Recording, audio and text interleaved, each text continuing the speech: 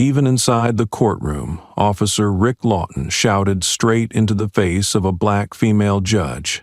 "Cheap costume, who do you think you are?" He chewed his gum loudly, slammed his hand on the table, his eyes aggressive, as if he wanted to crush the judge, but he had no idea that the woman standing before him was once a federal ethics advisor, and now held the authority to suspend any officer with a record of violence. What punishment awaits those who believe they have the right to trample others, just because they assume silence will last forever? Watch until the end to find the answer. Rick Lawton sat in the plaintiff's chair like he owned the room. His spine leaned just far enough back to suggest he wasn't here for justice, but for sport. One hand flexed casually, tugging at the cuff of his shirt like a bored cop checking his watch in a precinct briefing. The other hand twirled a wad of gum in his mouth, as if this courtroom, packed with tension and protocol, was nothing but a side act in a show he'd already decided he would headline. The double doors swung open without announcement.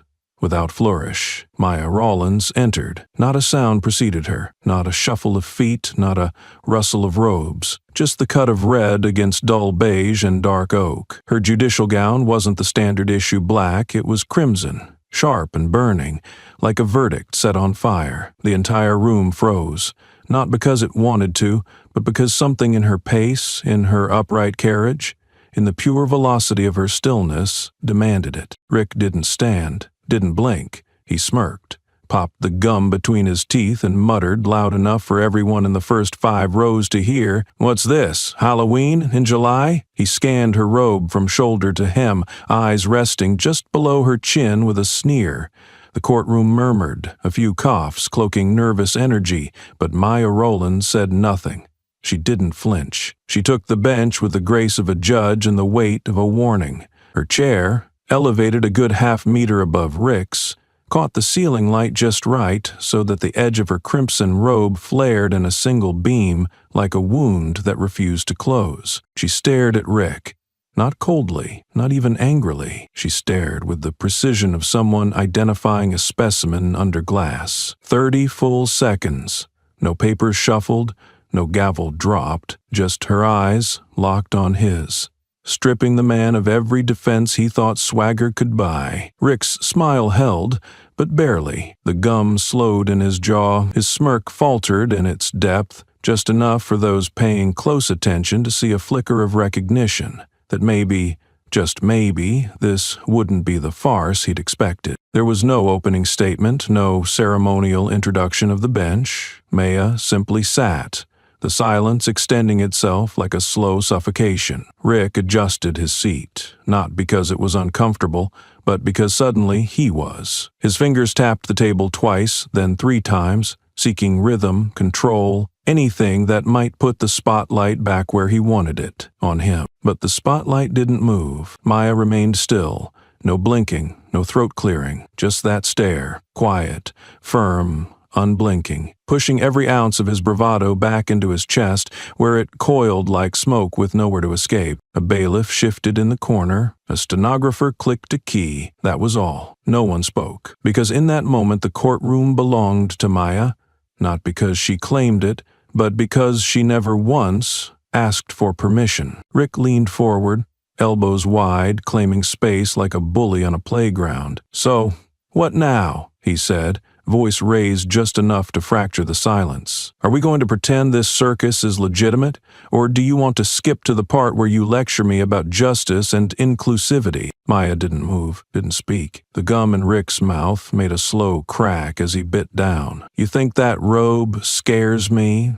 he continued. "You think walking in here looking like a bottle of hot sauce gives you the moral high ground?" Still no response. Only the echo of his voice faded beneath the courtroom's breathing walls. Maya reached for the gavel, not to bang it, but to rest her fingers on it, as if reminding the room whose hand would end or begin the next sentence. Rick chuckled, low and theatrical, and leaned back. "Tell me, Judge," he said, drawing out the word like a dare, "did you pick that outfit to match your temper, or to distract from your credentials?" Again, Maya said nothing. She didn't reach for the docket.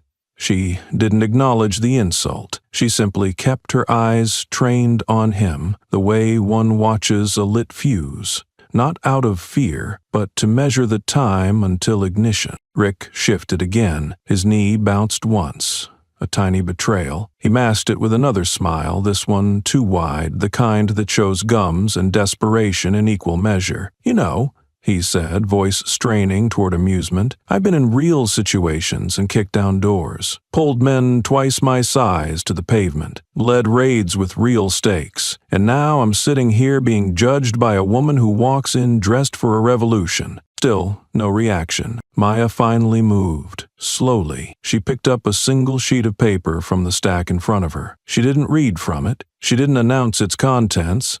She just held it, one corner pinched between her fingers, and set it down again as if weighing its gravity. Her eyes never left Rick's. He shifted forward, bracing his forearms on the table, the gum now motionless between his teeth. "What?" he snapped. "You gonna look at me all day? Or you gonna pretend this isn't personal?" And still silence. Because Maya Rollins knew what Rick Lawton did not, that power didn't need to raise its voice to be heard, that authority didn't need to counter insult with indignation. It only required to exist, solid and unshaken, until the weight of one's bravado collapsed inward from lack of resistance. A courtroom is a battlefield with invisible weapons, and today, the only one drawing blood was silence. Rick's voice filled the void again, but this time the volume had slipped. "You got nothing," he said, though it sounded more like hope than fact. "You're just waiting for me to trip, trying to trap me with my own words."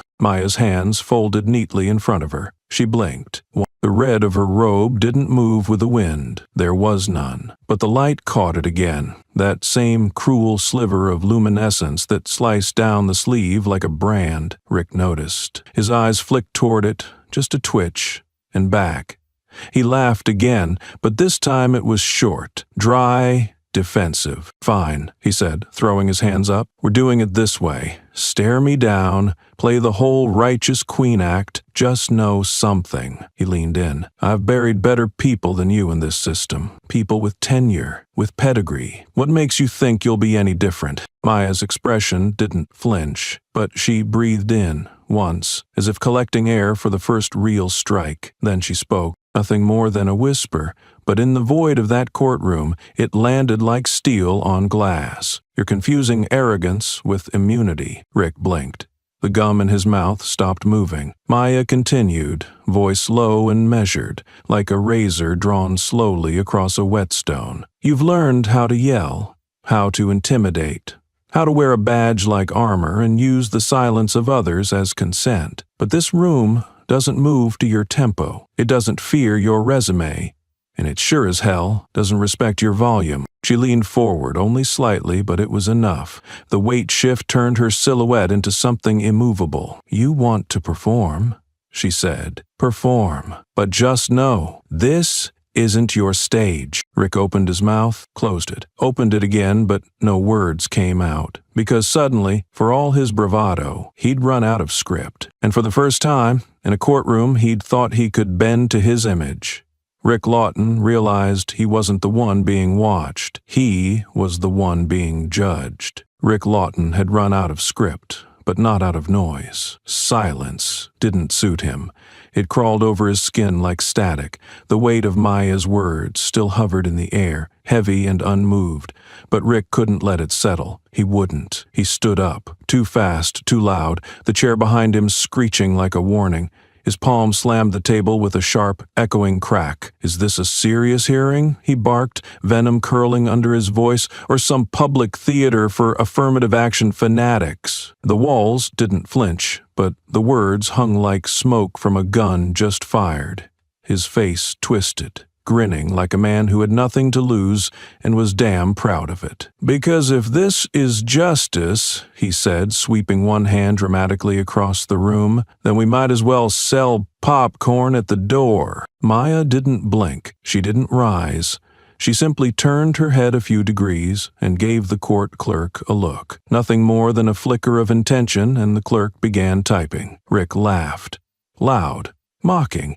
spitting out each sound like it was a slap in the face of the entire judiciary. "Are you serious?" he scoffed, eyes narrowing. "We're documenting this? Really?" He stepped forward, not quite enough to breach protocol, but enough to assert his shape into the space. "Let me get this straight," he said, arms wide, voice dripping disdain. "A black woman under 40 gets a robe, a hammer, and suddenly I'm on trial? For what? Not clapping when the diversity parade passed by?" Maya's gavel tapped once, then again, then a third time. Each hit soft, deliberate, clean, like stones dropped into still water. Her voice followed with the same precision, no more than necessary. "You are entitled to lawful speech," she said, her tone smooth as marble, "but not to degrading this court." Her words landed not as a reprimand, but as law, final, non-negotiable. They cut through Rick's theatrics like cold steel, but he didn't retreat. No, he thrived in the mire of confrontation. "Oh, is that how it works now?"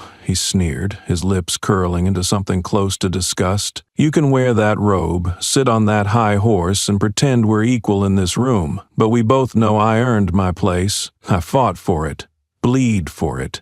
You climbed a ladder built by pity and politics." His voice cracked with fury, but not from lack of control. He wanted the fury, invited it, used it like a torch in a dark tunnel. "You think that robe makes you righteous?"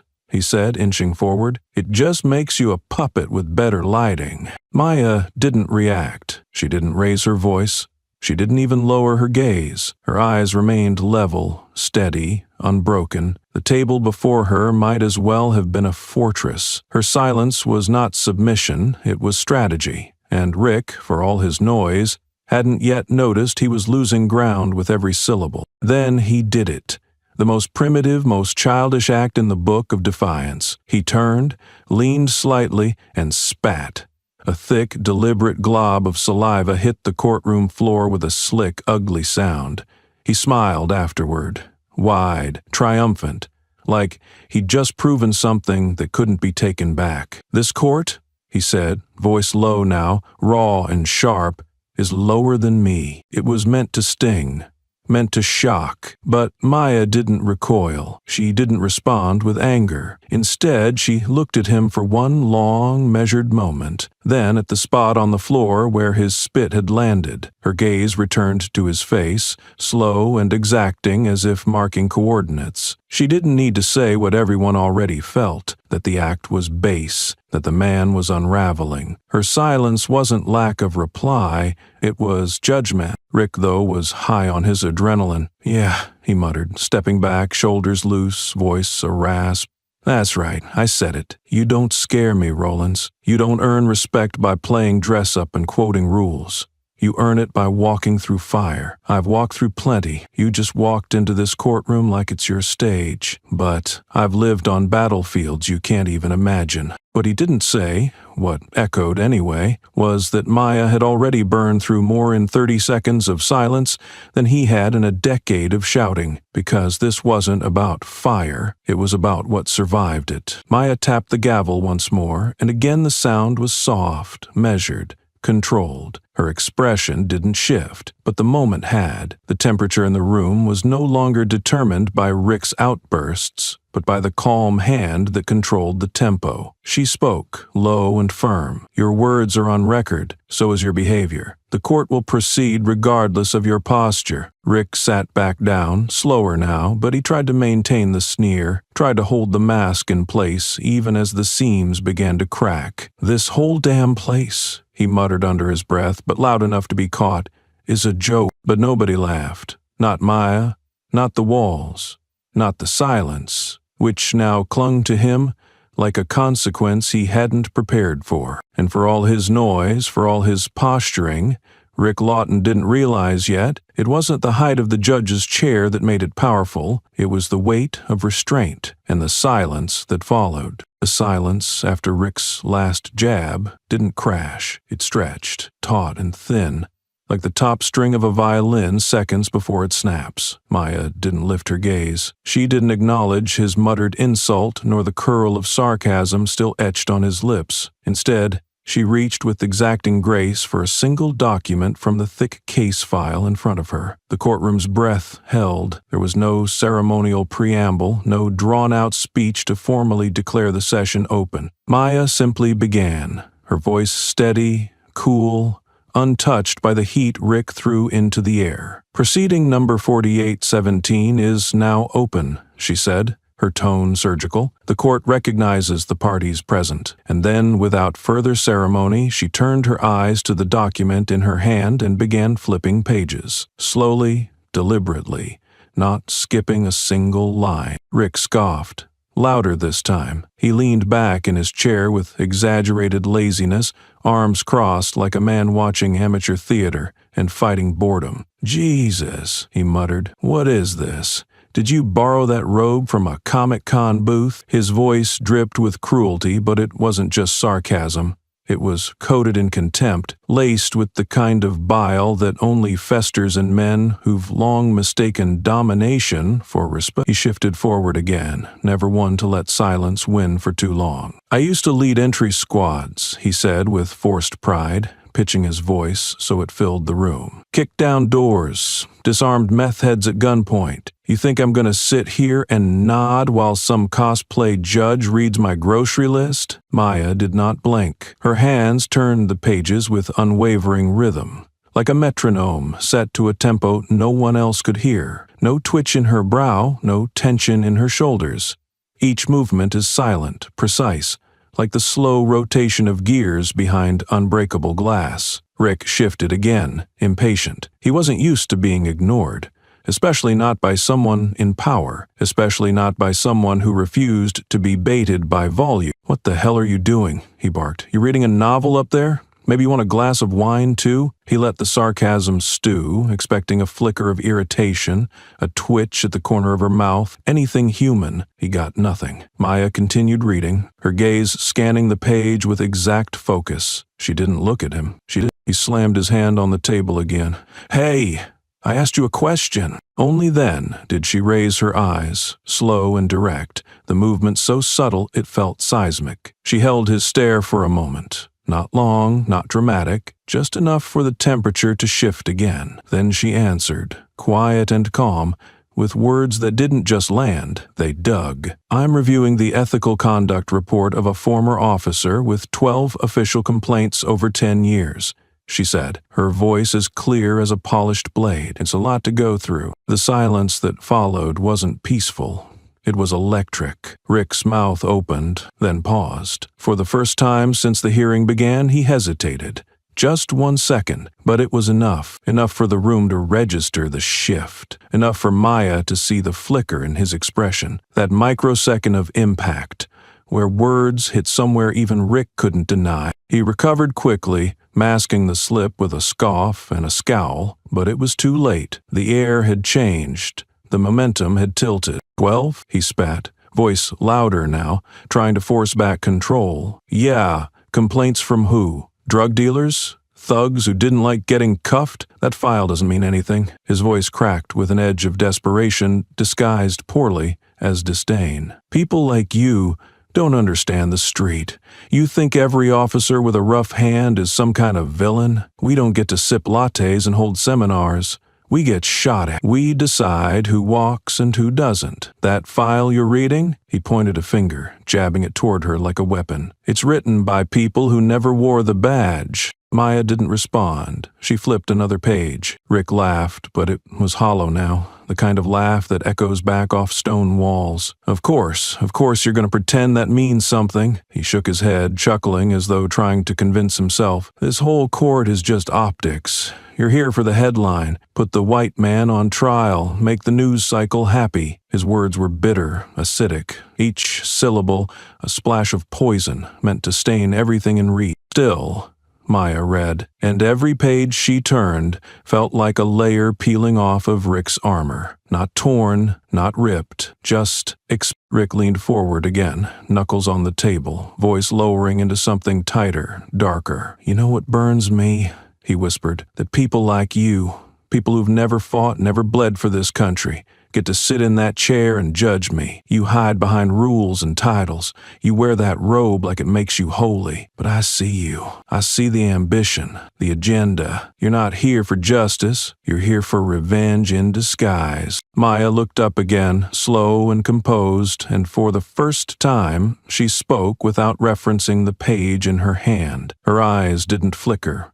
Her voice didn't rise. "You don't see me," she said. "You see what you need me to be, so you can excuse what you've become." Rick flinched. It was barely perceptible, but it was there. A clench at the jawline, a shift in his shoulder, the kind of reaction that comes when a hit lands in the soft spot. "You led raids," she continued, voice still calm, still razor-edged. "You used force.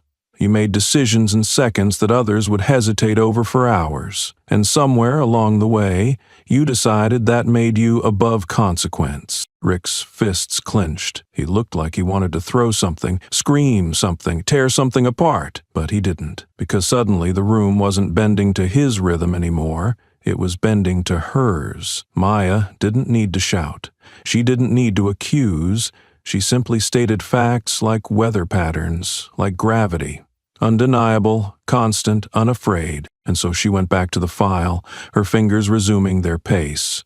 Not fast, not slow, just relentless. Rick stared at her, and for the first time, he didn't know what to say. Not because he didn't have more venom, but because it no longer felt like enough. Because something in the room had shifted. And it wasn't just power. It was true. And Rick Lawton, for all his swagger, all his noise, had no defense against the truth. That didn't flinch. Rick stared at her, breathing heavily, words dying on the edge of his tongue. The courtroom was frozen in that brutal stillness that follows a punch not yet acknowledged. His jaw shifted. His hands, once so assured, now hovered uncertainly over the table, knuckles pale. The silence wasn't his anymore. It belonged entirely to her. Then Maya moved, not dramatically, not for show. She simply turned her wrist and glanced at the small, unremarkable watch that peeked out beneath the crimson sleeve of her robe. The gesture was quiet, almost forgettable. Except nothing Maya Rowlands did in that courtroom was ever unintentional. She looked back up, straight at Rick, and let the sentence fall without ceremony, without emphasis, and yet it carved through the air like a verdict being sharpened as it was spoken. "It's been 4 minutes," she said, "since your first insult against this court. I believe the appropriate moment has arrived." She reached her right. No flourish, no declaration. Just one movement, clean and deliberate, as her hand pulled forward a black folder embossed with a red federal seal. The emblem gleamed under the light, unyielding. She placed it on the bench in front of her like it was the final piece of a puzzle she'd been waiting to solve. Rick didn't move. She opened it slowly, her fingers turning the cover with the same clinical precision she had used for every page of his record. Inside, only a few sheets of paper, but the air thickened like smoke. Her voice remained low, calm, icy. "This is a formal initiation order for a professional conduct evaluation of Officer Rick Lawton," she said. "The petition is active, effective immediately, and will be overseen by me." The blow wasn't loud, but it was absolute. Rick didn't shout. He didn't scoff. For the first time, he simply froze. His mouth opened slightly, as if to protest, to question, but nothing came out. A beat passed, then another, and then finally, in a voice stripped of its usual venom and swagger, he asked, "Who the hell are you?" Maya paused. Not because she was unsure, but because timing was a weapon, and she was about to wield it with the precision of a scalpel. She set the folder down, closed it with a soft snap, and met his eyes. Her stare didn't burn, it dismantled. Calm, even, devastating. 7 years ago, she began, I was assigned to the Internal Ethics Committee for the Metro Police Department. At the time, I authored a recommendation to have you removed from active duty for repeated violations of conduct unbecoming of an officer. That document, she nodded toward the file, was buried. Rick's breath caught. The reaction was small, but it was real, and Maya pressed on. her voice never rising, never changing, because the truth didn't need volume to cut. Today, she continued, I no longer need to recommend. Today, I have the authority to sign. Rick stared at her like he'd just glimpsed the shadow behind the curtain, something he'd ignored for too long because it hadn't yet spoken. Now it was speaking, and it wore crimson and control. His tongue moved against his teeth. His mind, always so ready with a jab, a slur, a quip, found only silence. The man who roared had gone mute. The moment didn't erupt. It didn't explode. It sank, slowly, irrevocably, like a floor giving way beneath feet that had never before questioned their footing. And Rick, for all his bravado, didn't know how to fight that kind of fall. Rick blinked once, twice, and then the silence cracked, not with reason or defense, but with a laugh. It burst from his chest like a shot from a faulty gun, wild and out of place.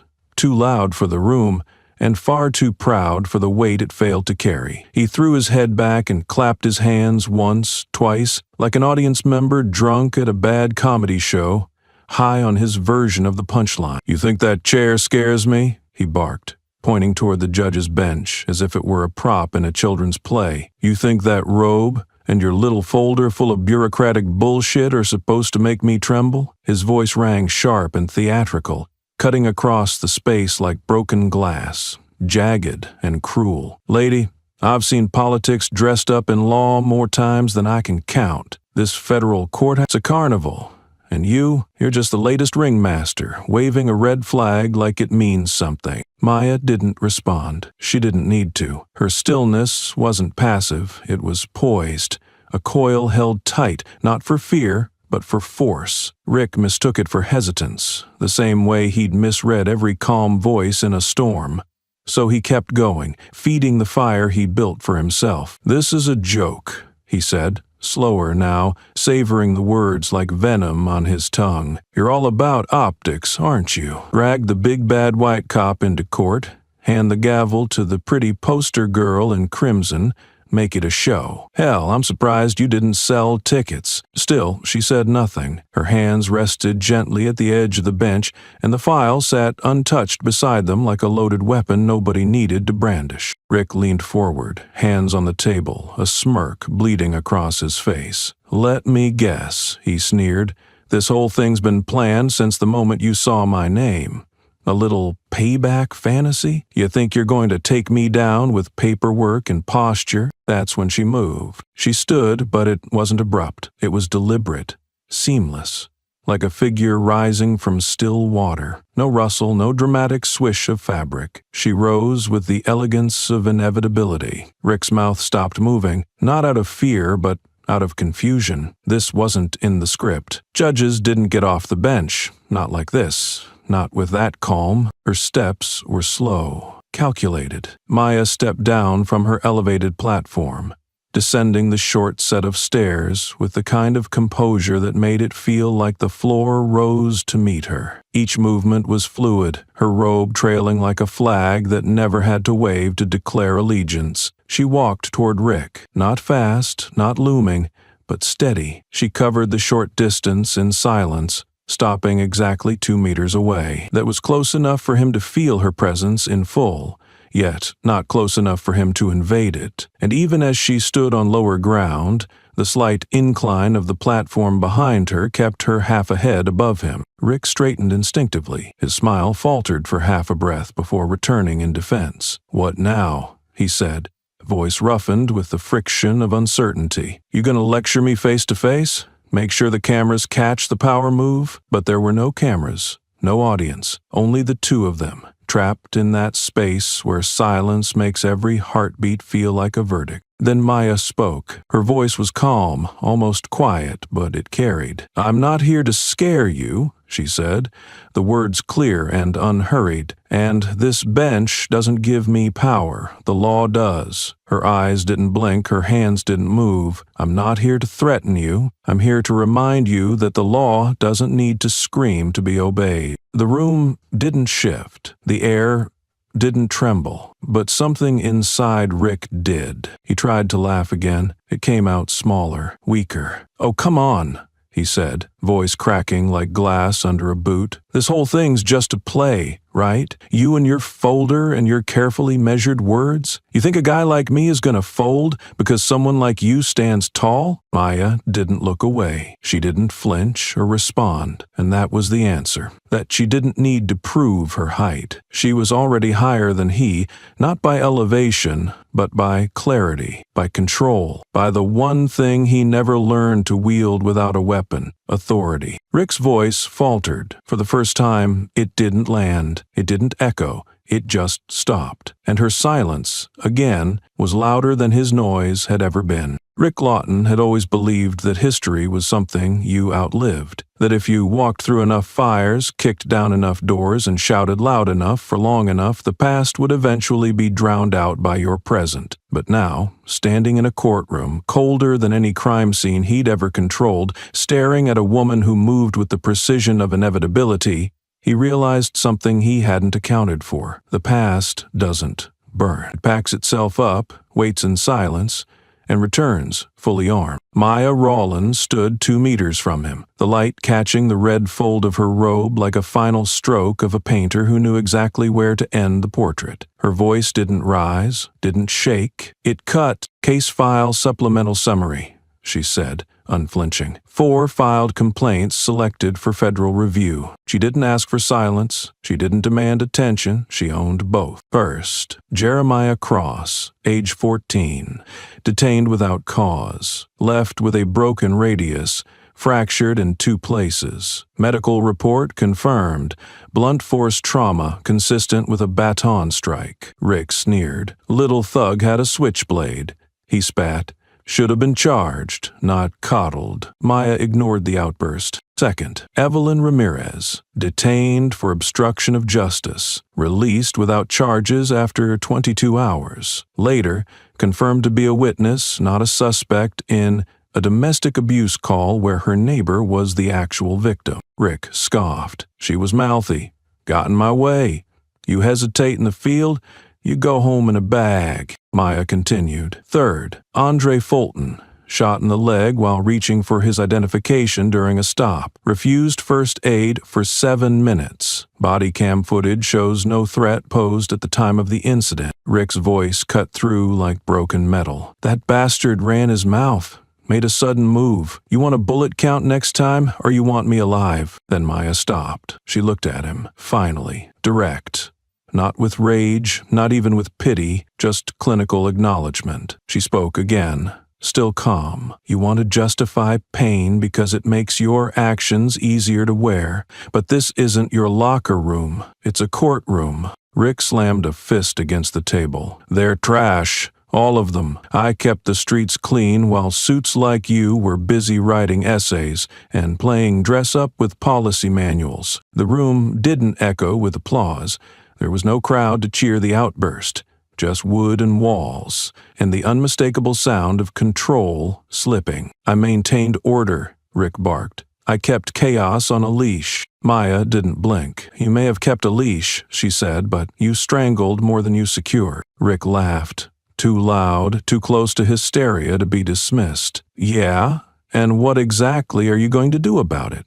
Write another report? Take away my name on some spreadsheet? She turned her head slightly. Court officer? She said, not looking away.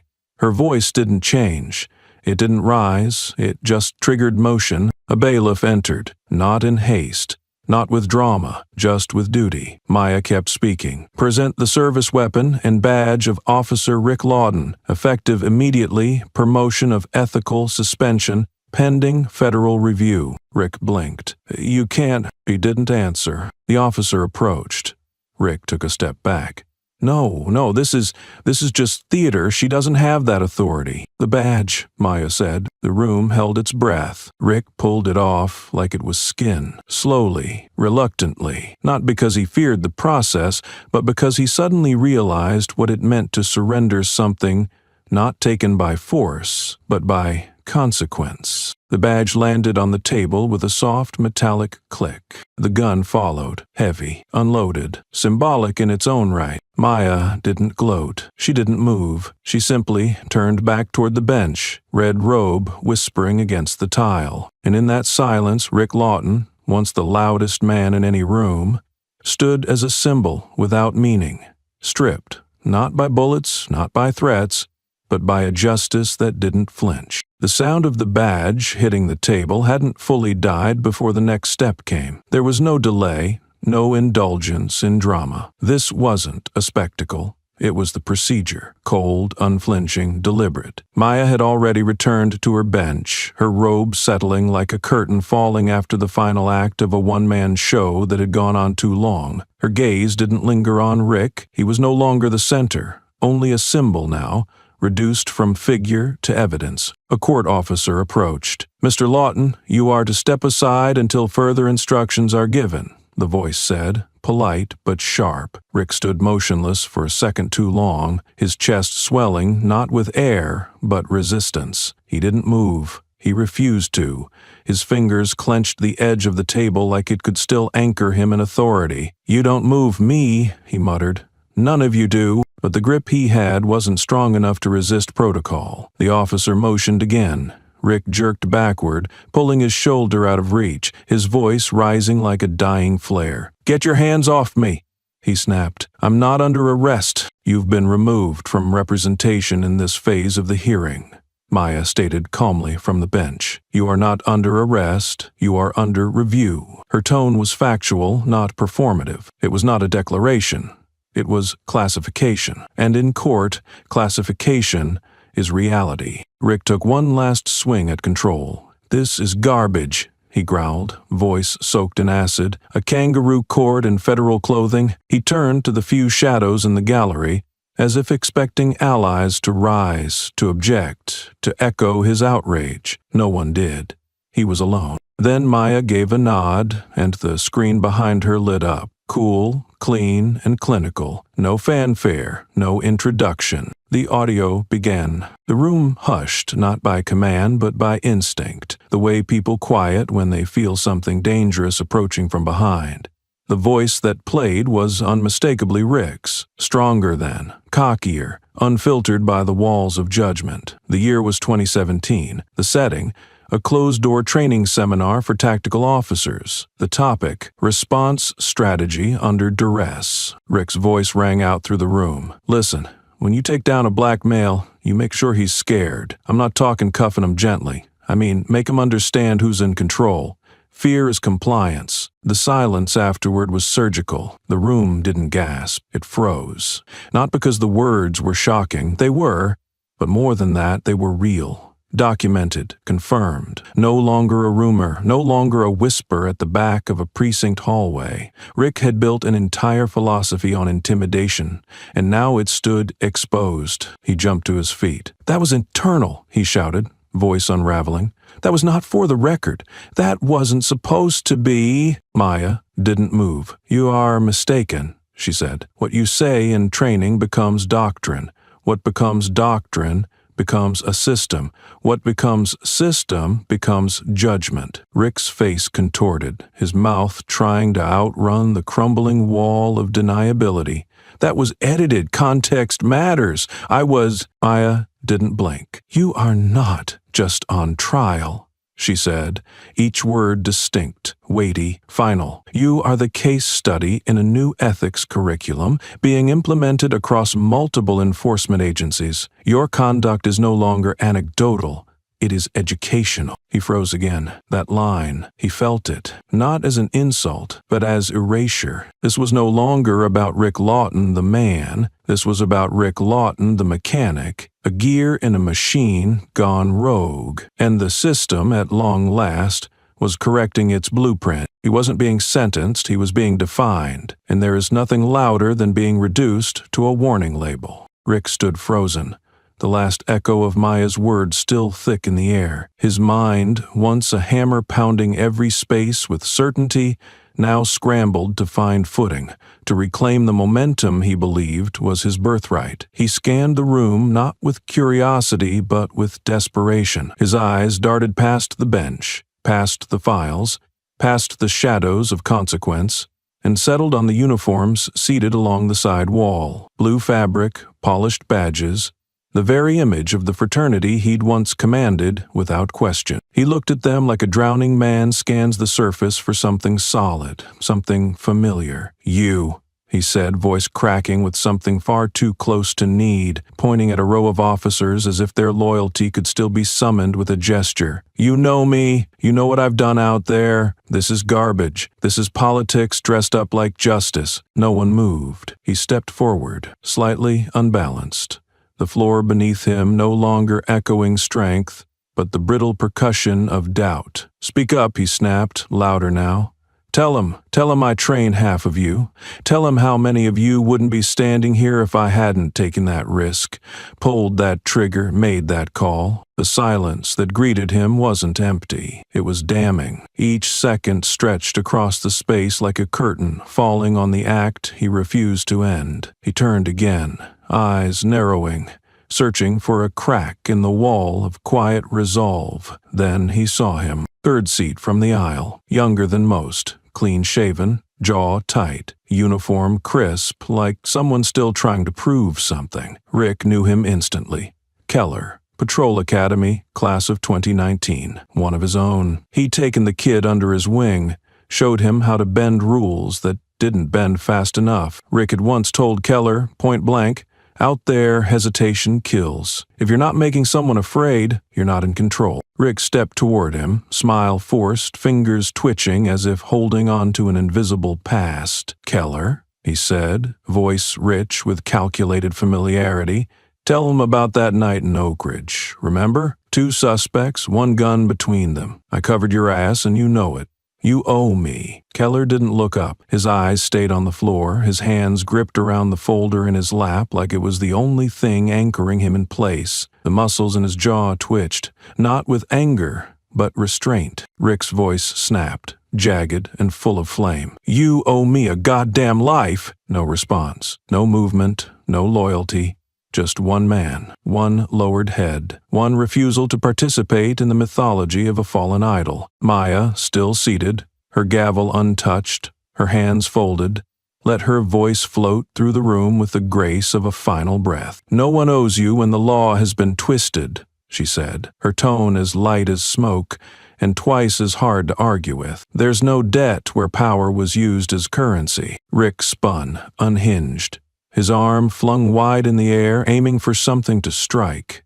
Any object, any face, any memory that might obey. But nothing did. His foot caught the leg of his chair. The stumble was small, barely noticeable, but the symbolism landed heavy. He fell, not dramatically, not in pain, but into the hollow shape of the authority he once wore like armor. There was no one rushing to lift him. No hand reached out.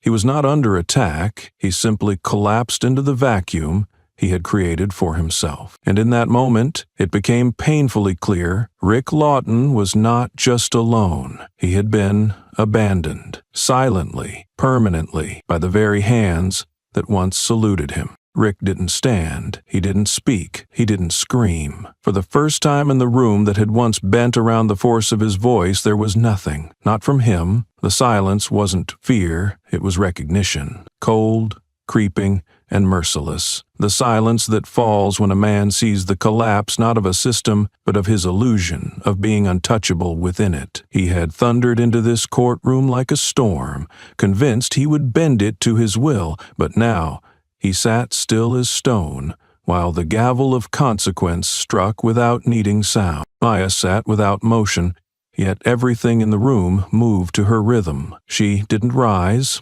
didn't gesture, didn't need to. She reached for a small remote at the edge of her bench, and with a press of her thumb, the screen behind her came alive. No preamble, no performance, just a screen. Black at first, then white letters appearing slowly, deliberately, like a slow drumbeat beginning a funeral march. March 2012. Use of excessive force. Internal warning issued. A name followed. A grainy ID photo.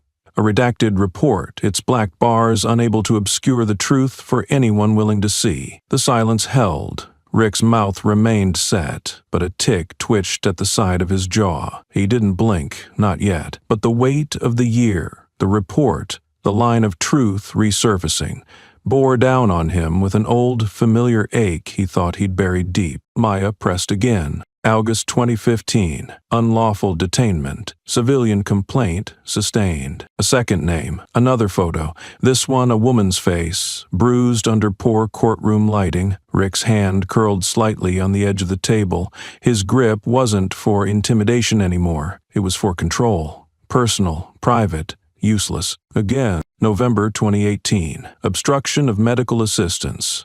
Disciplinary review deferred. The image that followed wasn't grainy. It was clean, clear, sterile. A man lying handcuffed, blood at his side, EMTs waiting just feet away, unmoving until someone, the officer in charge, gave permission. The video paused with a timestamp and the name Officer R. Lawton in the upper right corner. Rick's eyes dropped. Not because of guilt, not yet, but because something inside him finally understood. This was no longer about accusation. It was documentation. Maya turned slightly, not to look at Rick, but to address the room. Her voice remained steady, level, and unemotional. 3 cases, 3 years, 3 moments buried in policy, internal reviews, and administrative purgatory. They were quieted, deferred, refiled under protocol. She turned her gaze toward Rick now, not with anger or satisfaction, but with the authority of someone who had waited long enough. I filed the first recommendation for your removal from duty in 2016, she said. Tone flat, factual. It was ignored, shelved. Not due to lack of evidence, but lack of appetite. Rick clenched his jaw tighter. Maya didn't blink. Today, that appetite has changed. The screen behind Maya dimmed, but the images it had projected remained, etched not in pixels, but in the collective memory of everyone present.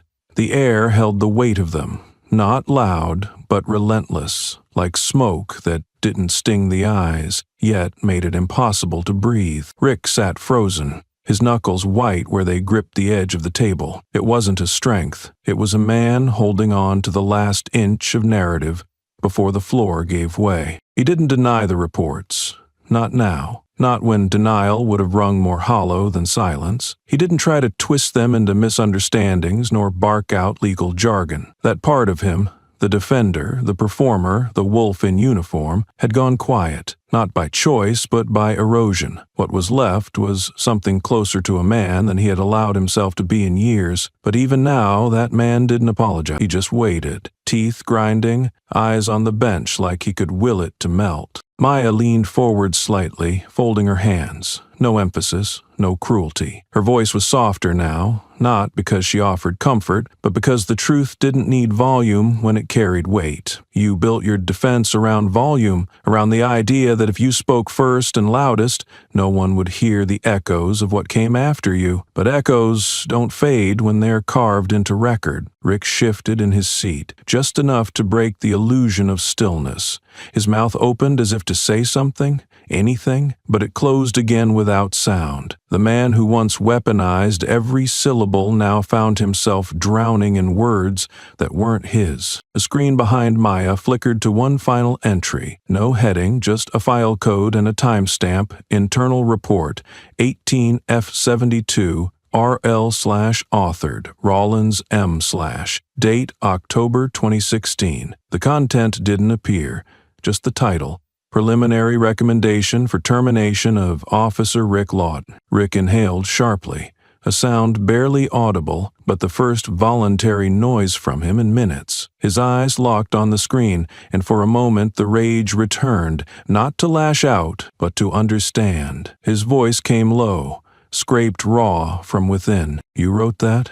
he asked, not accusing, not threatening, just trying to pull the weight of her voice through the cracks in his understanding. Maya didn't hesitate. "Yes, you knew," he said, quieter now. "All this time, you knew this would come back." Her reply came like a judge's signature, measured, final. "No," she said. I didn't know. I hoped it wouldn't have to." Rick's next words weren't defiant. They were hollow, like a shell of protest from someone too tired to reload. "Why Didn't you warn me?" And that's when Maya delivered the line that would linger long after the courtroom emptied, after the lights dimmed, after names were erased and positions dissolved. "Justice," she said, her tone cold enough to still a room, "doesn't send invitations." Rick didn't respond, not with words, not with fists. He sat as if the bench itself had spoken directly to his core and cracked it wide open. For a man whose legacy was built on noise, silence had become his undoing. He was no longer resisting, it was something else now. Something darker and more unfamiliar, reckoning. There were no handcuffs on his wrists, but the weight pressing down on his shoulders might as well have been iron. The room was still, not the tense stillness that waits for eruption, but the reverent kind that settles in churches when something sacred or shameful has been revealed. The gallery no longer looked at Rick like a defendant. They looked at him like a warning label, peeled off a rusted bottle, held up in the light. Maya allowed the silence to stretch, not as punishment, but as a condition, a necessary void where understanding would either land or pass him by forever. She didn't speak again immediately. She didn't need to. The moment had its pulse, its rhythm, and it beat with the slow certainty of irreversible consequence. When she did speak, her tone remained the same, steady, plain, legal. "The pattern of behavior we've witnessed is not incidental," she said. "It is not circumstantial. It is systemic, perpetrated, protected, prolonged." She lifted her eyes to meet his, no contempt in them, just clarity. "And today, it ends." Rick looked away, not down, not in shame, but sideways, as though trying to find a crack in the wall. An exit that no longer existed. He licked his lips, blinked once, and whispered, "You could have just come to me." The irony of it made the room colder. Maya responded, barely above a breath. "You were never willing to listen without a badge between us?" That hit harder than any sanction.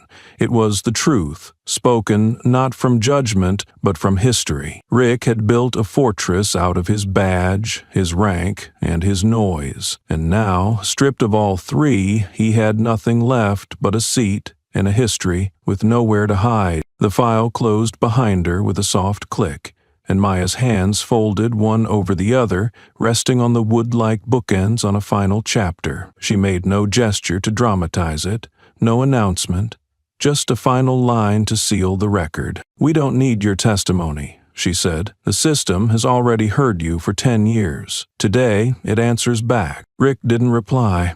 Not because he had nothing to say, but because every word he could reach for had already been weaponized, already used, already spent, and none of them could save him now. His tongue, once so quick to tear down, to defend, to distort, felt swollen, irrelevant. He was a man disarmed, not of tools or titles, but of narrative, of the very mythology he had written for himself brick by brick, complaint by complaint, silence by silence. Maya didn't move. She didn't turn her face toward victory or relief, because there was nothing victorious about this. This was justice, not vengeance.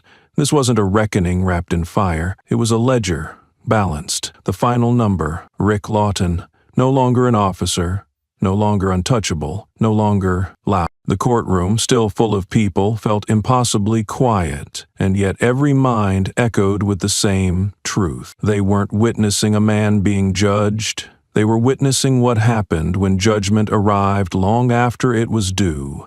And when it arrived, it wasn't brutal, it was cold, measured, bureaucratic, inarguable. That was the real punishment, not the loss of status or the exposure of guilt, but how it unfolded, without passion, without hatred, just the truth, placed on record, never to be erased. Rick's body shifted slightly, like the weight of sitting upright had grown too much. His fingers flexed once, twice. A man feels the space around him collapse, molecule by molecule, and finally his voice returned, not to scream, not to beg, but to breathe the last line of resistance he had left. "So what happens now?" It came out small, hollow, not because he wanted an answer, but because men like him were wired to ask, even when the outcome was sealed. Maya didn't look at him. She stared forward, her eyes focused beyond the bench, as if addressing not just the room but the world beyond it. Her answer was simple, final, already written. "Now," she said,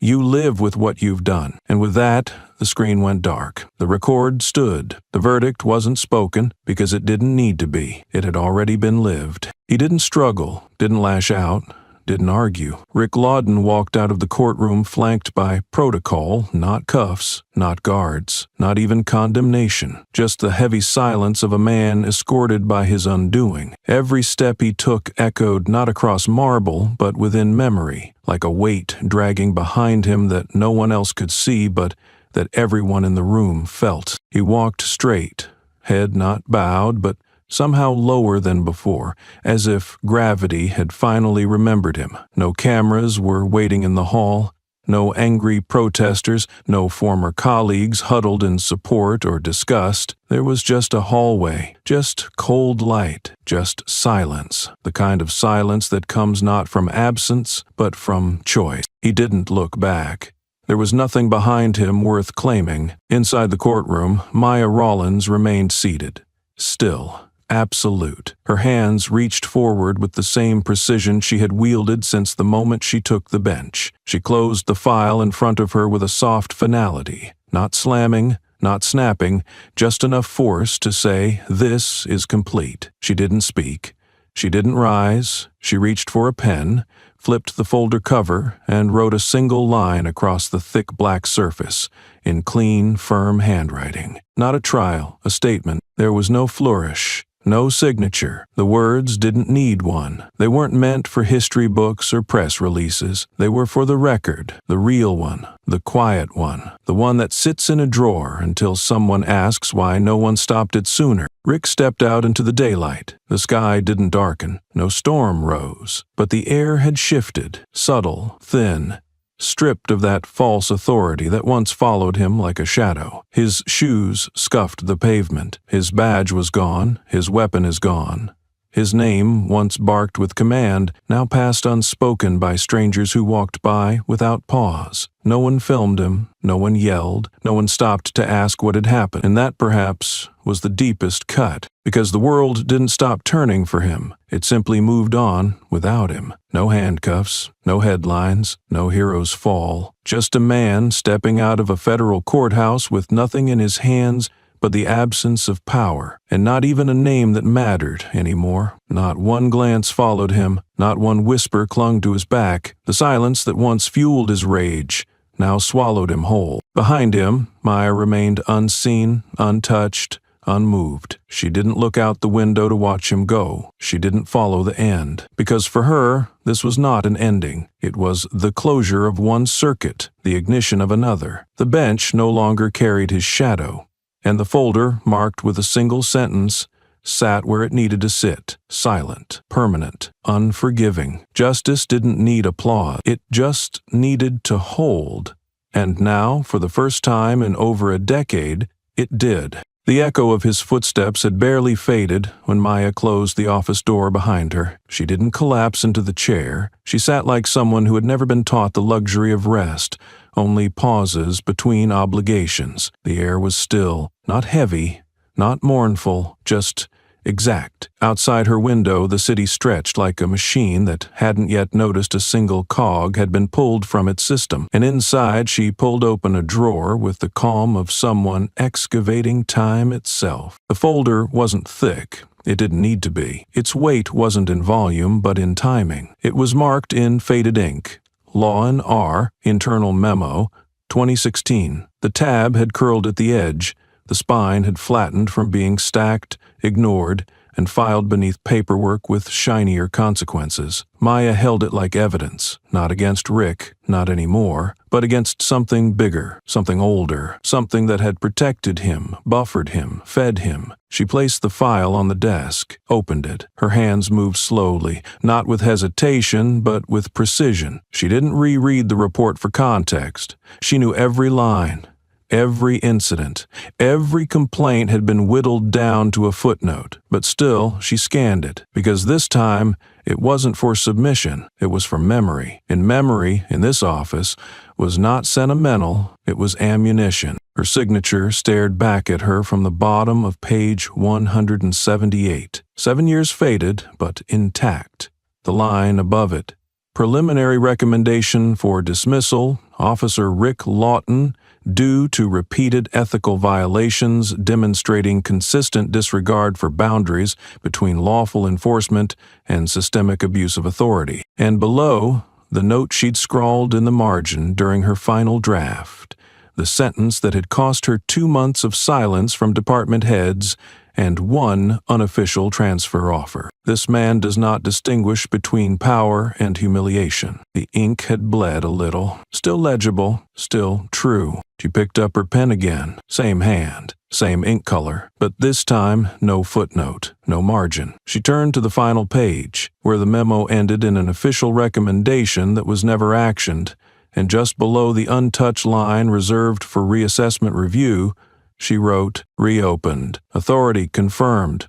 Action proceeding." Then she signed her name, not as a suggestion, not as a whistle in the dark, but as a person who now had more than a voice. She had jurisdiction. This wasn't a vendetta, it was an overdue correction. The pen made no noise as it left the paper, but the silence that followed cracked like a verdict. Maya didn't linger over the signature. She didn't need to. The act was not sentimental, it was bureaucratic, surgical, meant to be permanent, not poetic. Her name had lived on the bottom of that report once before, powerless beneath the red tape of senior brass and backroom politics. But this time it wasn't a suggestion at the end of a long complaint. It was a sentence. She leaned back in her chair just slightly, the tension not leaving her body but shifting its weight. Behind her, a filing cabinet still bore the labels of cases that were never opened again, cases she knew by heart, some buried before they had a chance to scream. She reached for a second drawer, slower now, methodically. From the back, beneath a stack of budget reviews and departmental evaluations, she pulled out a thin manila envelope marked in her handwriting, "Confidential, eyes only." Inside was a printed copy of the email thread from 2016, the correspondence that followed her initial report. 4 replies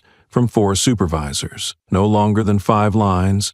Phrases like, "handled informally, review unnecessary, and recommend shelving until cycle turnover." She read them again, not to refresh her memory but to renew her resolve. The ink hadn't faded. The cowardice hadn't either. She laid the printouts flat, one by one, like tombstone. Then, without a word, she picked up her phone and called her assistant. "I'll need access to the Ethics Council Registry Archive," she said. "Full clearance. Every name that voted against disciplinary action on Internal Memo 2016, LW." Her voice was calm, not cold. There was no anger in it, just order. Because this wasn't about punishing Rick anymore. This was about the hands that held him up, the structure that refused to bend when it should have broken, and if no one was going to name them, she would. "Also," she added, "bring me the 2016 meeting minutes. Not the edited ones, I want the draft log, the raw notes." She hung up without waiting for confirmation. She didn't need reassurance. She needed paper, proof, pattern, process. Maya didn't come to war with noise. She came with record-keeping. Outside, the sun dropped lower behind the skyline. The city didn't notice that one of its walls had begun to shift, but somewhere in a drawer, a pen stroke that had once been ignored was now a signal, and Maya Rawlins wasn't just a judge anymore. She was precedent in motion. She didn't leave the office for hours, not because of duty, but because the air inside was honest. Unlike courtrooms filled with rehearsed outrage and practiced silence, here the walls didn't lie. They held no audience, no witnesses, just facts. Just pages that remembered what people tried to forget. The assistant returned with a flash drive and a thin stack of papers. Maya nodded. She plugged the drive into her terminal, bypassed her standard user login with the override clearance she'd earned in the years since her last warning had been ignored. The archive unrolled before her like a suppressed memory, timestamps, anonymized comments, partial transcripts from internal voting sessions, all meticulously recorded yet never released. She scrolled past names she recognized. Supervisors have now retired, transferred, or silently promoted. She clicked on one file, marked Internal Review, Ethics Memo, not for external audit. And there it was, the discussion behind closed doors, sanitized in the official minutes, but captured raw here. Too aggressive. We can't afford a scandal right now. Rollins seems personal about this. Let it cool. Give Lawton a lateral transfer. We'll watch him. Watch him. She stared at those two words until her vision blurred. Then, quietly, she printed the document. She didn't slam her hand down. She didn't pace. She simply waited as the machine delivered the receipts. At the bottom of the final page was the line she had expected, but seeing it still felt like uncovering rot beneath marble. Case marked as addressed. Rollins notified. File, archive. The file wasn't addressed, it was buried, and she had been notified the way you notify someone they are no longer welcome in their fight. She placed the papers beside her earlier report. The ink might have dried, the signatures might have faded, but this time the paper wasn't evidence, it was leverage. With a pen in hand and silence on her side, Maya reached for a fresh folder. On the tab she wrote, Reinstated Dockets, W/LW16, Oversight Failure Audit. Then she added a post-it note to the front. No emotion, no flourish, just the truth. Original report suppressed without grounds. Escalation required. Prepared for federal review. She leaned back, closed her eyes for a second, and for the first time in hours, she exhaled. This wasn't revenge. It was record-keeping, done right. 7 years too late, but still on time for justice. She stayed in the building long after most of the lights had gone dark. Her windows still glowed like a signal flare. Quiet, unwavering, deliberate. Maya flipped through the newly printed report one last time, scanning for precision, not prose. Each line had to be irrefutable. No rhetoric, no moralizing, just a structured consequence. What they had dismissed as too aggressive in 2016 was now too late to ignore. She opened her laptop and began compiling the digital dossier. Attachments loaded, her original 2016 memo, the buried vote logs, the Ethics Council's soft denials, and the paper trail of suppression. She indexed each entry by date, impact, and departmental failure. Then, without emotion, she labeled the final document. Federal Submission, Case Study in Systemic Ethical Negligence. Subject, Officer Rick Lawton. Before sending it, she added one final note in the remarks field. This is not a correction. This is an archive, restored to integrity. She clicked Send. The server hummed. The system processed. And the file, 7 years overdue, finally moved. Outside, the city breathed in its usual apathy. But deep inside the servers of Federal Ethics Review, a dormant ghost had just been woken, and it carried dates, names, and proof that someone had tried to cauterize justice with silence. Maya stood, stretched her spine, and moved to the cabinet one last time. She locked the drawer that had once kept the Lawton file buried. Then she placed a red label across its front, unsealed. This wasn't noise. It was the consequence.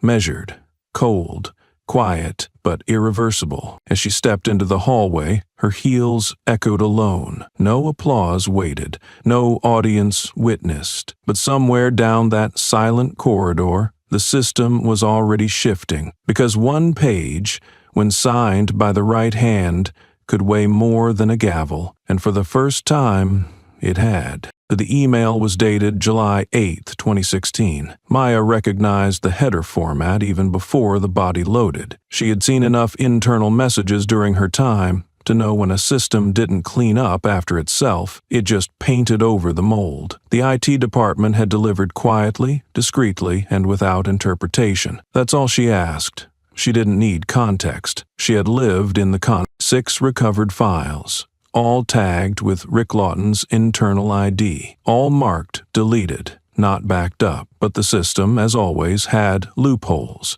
and the raw backup cache remembered what the surface tried to forget. She printed each file on thick white paper, No annotations yet. No highlights. Just words, unaltered and final. The ink dried fast, but the words still carried heat. She laid them out in chronological order, watching the evolution of tone, of threat, of delusion. The first email was short, a simple line to a colleague in the precinct. She's asking questions, let her. We've buried bigger. The second came 2 days later. They always send one of those types when they want to play cleanup, one of those types. The language wasn't coded. It was casual, lazy, honest. By the fourth email, Rick was no longer dismissive, he was agitated. The subject line read, Rollins again. Rick wasn't. The choice to use it was pure theater. He had pulled it from some arrest report or overheard it during a raid and thought it sounded hard. That's what made it damning, not the racism, the performance. Maya didn't react outwardly. She didn't need to. Her face didn't change, but her eyes stopped blinking as she read the fifth file. This one was personal, not forwarded, not part of a chain. Just Rick, writing to another officer. Time-stamped 1:03 AMA, clearly sent in anger. If that bitch gets on that bench, I'll be the first one to pull her off it. No metaphors, no euphemisms. A threat posed not in heat, but in confidence. Rick hadn't imagined he'd ever be on the receiving end of Maya's decisions. To him, she had always been an obstacle, someone he could outlast, outsnarl, outrank. But now the words sat in print, stark and irreversible, like graffiti on the side of a courthouse. Maya reached for a red pen, not because it was dramatic, but because it contrasted. She underlined the final sentence of the last email with one firm stroke. If she gets the seat, I'll be the first to drag her off it. She circled it. Let the red ink bleed slightly into the next line. Then, Maya did something she hadn't done since the day she was sworn in. She smiled. Not wide, not smug, just a quiet, subtle curve of the mouth, like punctuation. The room was silent except for the hum of the air conditioning, the steady rhythm of controlled air brushing against the blinds. Maya stood with the printed pages spread out before her, the red ink still drying under the sterile light above. She didn't move quickly. She moved deliberately, with the precision of someone who had long stopped hoping the truth would speak for itself. It needed context, it needed curation, and above all, it needed to be placed where it could not be ignored. She reached for a thin black binder marked Case Reopen, Internal Ethics. Inside it, she placed the 6 pages in order, sealing them within protective sleeves. Each one was a weapon, not because of the language, but because they had been buried. Exhumed truth always cuts deeper than a fresh wound. Her fingers paused briefly over the fourth email, the one where Rick had dropped the pretense. That line again. If that bitch gets on that bench, felt less like a threat now and more like prophecy denied. Maya didn't feel satisfied. That wasn't her fuel. It was affirmation, like snapping in the final piece of a puzzle everyone else had called incomplete. The door creaked slightly behind her, but she didn't turn. It was her assistant, eyes scanning the quiet layout of the office, then the tight formation of pages on the desk. "These are the files?" he asked, careful not to step too close. Maya nodded once. Recovered, verified, unredacted. She handed him the binder. "Scan them, upload them to the Federal Archive, full transparency tag, no holdbacks." He hesitated. "Even the threats, especially the threats?" Maya said, her voice flat, unwavering. "We don't edit history, we record it." He took the binder and left, not asking more. Maya remained still. Outside her window, the city had begun to shift into its afternoon rhythm. Sirens at a distance, sunlight cutting across glass. She turned toward her computer once again, now prepping a summary note to accompany the files. The subject line was simple: Lawton Communications, context for federal review. Then came the final sentence of the summary. Short, direct. Let the system read what it tried to erase. Hours later, the files were no longer just papers on a desk. They were digital records, formally submitted into the Federal Ethics Database with full chain of custody documentation. No encryption keys, no password locks. Anyone with clearance could see them. That was the point. Maya didn't want them buried again, not under bureaucracy, not behind a wall of procedural reviews. Let the rawness breathe. Let the shame be seen. She sat back in her chair, eyes narrowing at the screen as the upload confirmed. It wasn't vindication she felt. It was the strategy. For every threat Rick had typed in the shadows, she had built a countermeasure in daylight, not with noise, with records, with the process. And now, those words, once whispered behind firewalls and badge access, were part of the permanent federal archive, indexed under Code of Conduct violations, exemplary case material. Her phone buzzed once, an encrypted message. IT, request fulfilled. No anomalies in metadata. Files distributed to Ethics Board, DOJ Liaison, and Internal Oversight. She typed back, acknowledged. Outside her office, conversations resumed in muffled tones. Shoes clicked against the floor, and a printer hissed somewhere down the hall. Life in the building moved on, as if nothing seismic had just been put into motion. But Maya knew the gravity. This wasn't courtroom drama. This was systemic exposure. On her desk was a framed quote, etched into a strip of steel rather than paper. Truth isn't loud. It doesn't need to be. She had chosen it years ago, long before this case, long before she knew a man named Rick Lawton would throw every inch of his arrogance into the fire, assuming he'd never get burned. But truth didn't forget. It waited. By the time the clock in her office ticked past midnight, Maya was still seated, reviewing annotations, timestamps, and internal response memos. The fluorescent lights cast no shadow. She had learned long ago not to rely on daylight to mark progress. True accountability worked in artificial light, in the hours when no one clapped and no one watched. The final task was symbolic. She retrieved a hard copy of the ethics manual, the very edition Rick had once trained under. Inside the back cover, she slid a printed version of his own words, the unfiltered email, the line he thought had been lost forever, folded neatly, one line highlighted in the same red she'd used earlier. I'll be the first to pull her off that bench. She didn't tape it, didn't staple it, just let it rest there, silent but irremovable, like a shadow that belonged. She returned the book to the training archive in the judicial wing, logged the deposit, and marked the note. Reference material, permanent educational use, no ceremony, no victory dance, just processed, sealed, and cataloged. As she left the archive room, her footsteps echoed down the marble corridor. She didn't look back. There was no need to. The door shut behind her with a click, not dramatic,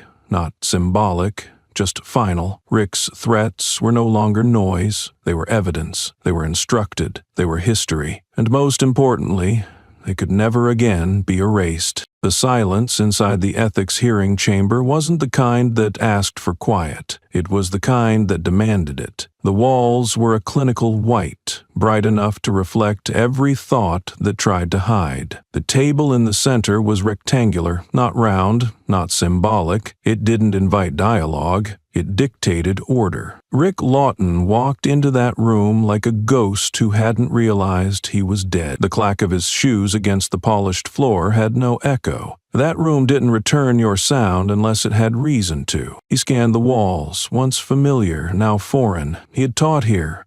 For nearly a decade, he had stood precisely where the lead interrogator now sat. The irony didn't announce itself. It wrapped around his throat like a cord, waiting for a verdict. Rick adjusted his collar, less out of discomfort and more because it was the last piece of the presentation he had left. No badge, no gun, no rank, just fabric and friction. Across from him, Maya Rollins sat with her back straight. A single pen poised above a legal pad she hadn't written on yet. She didn't need to. Everything worth saying was already said, by Rick, in the past, in his own words. Her silence now wasn't anticipation, it was the arrangement. Rick's name had been read into the record, followed by the charges. Misconduct, ethical violations, obstruction, and abuse of authority. He had no counsel present. He had declined, or maybe no one wanted the job. It was hard to defend someone when the archive did all the cross-examining for you. When Maya finally spoke, Her voice didn't rise, it landed. "Do you remember your favorite line during your tactical behavior lectures?" she asked. Her tone didn't accuse. It clarified. Rick blanked. His lips parted, but the air didn't come. Then she spoke again, quoting him word for word with none of the bravado he used when he said it the first time. "Make them scared first, then talk." There was no reaction from the board.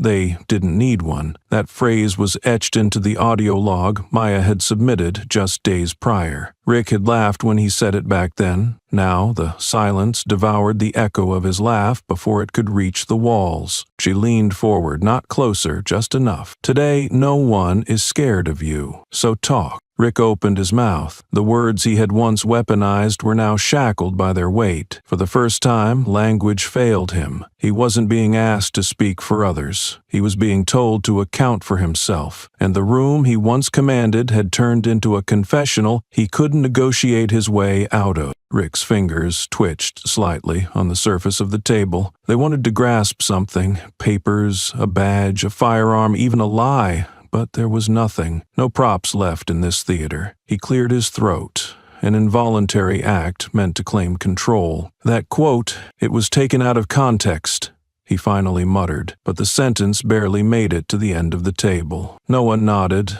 no one reacted.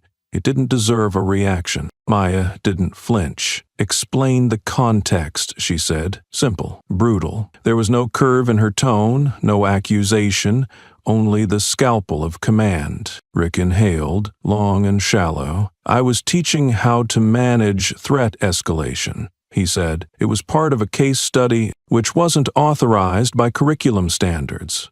Maya cut in, not loudly, just sharply. "Nor reviewed by any oversight body, nor included in your submitted training plans." She paused for effect, but the silence was already heavier than any voice could compete with. "It was your context, built by you, deployed by you, and repeated." He clenched his jaw. "That's how the street works. You wouldn't know. And that's how men like you justify every breach of law as instinct." Maya replied, her voice now settling like dust after a demolition. "But instinct isn't policy. Fear isn't a protocol.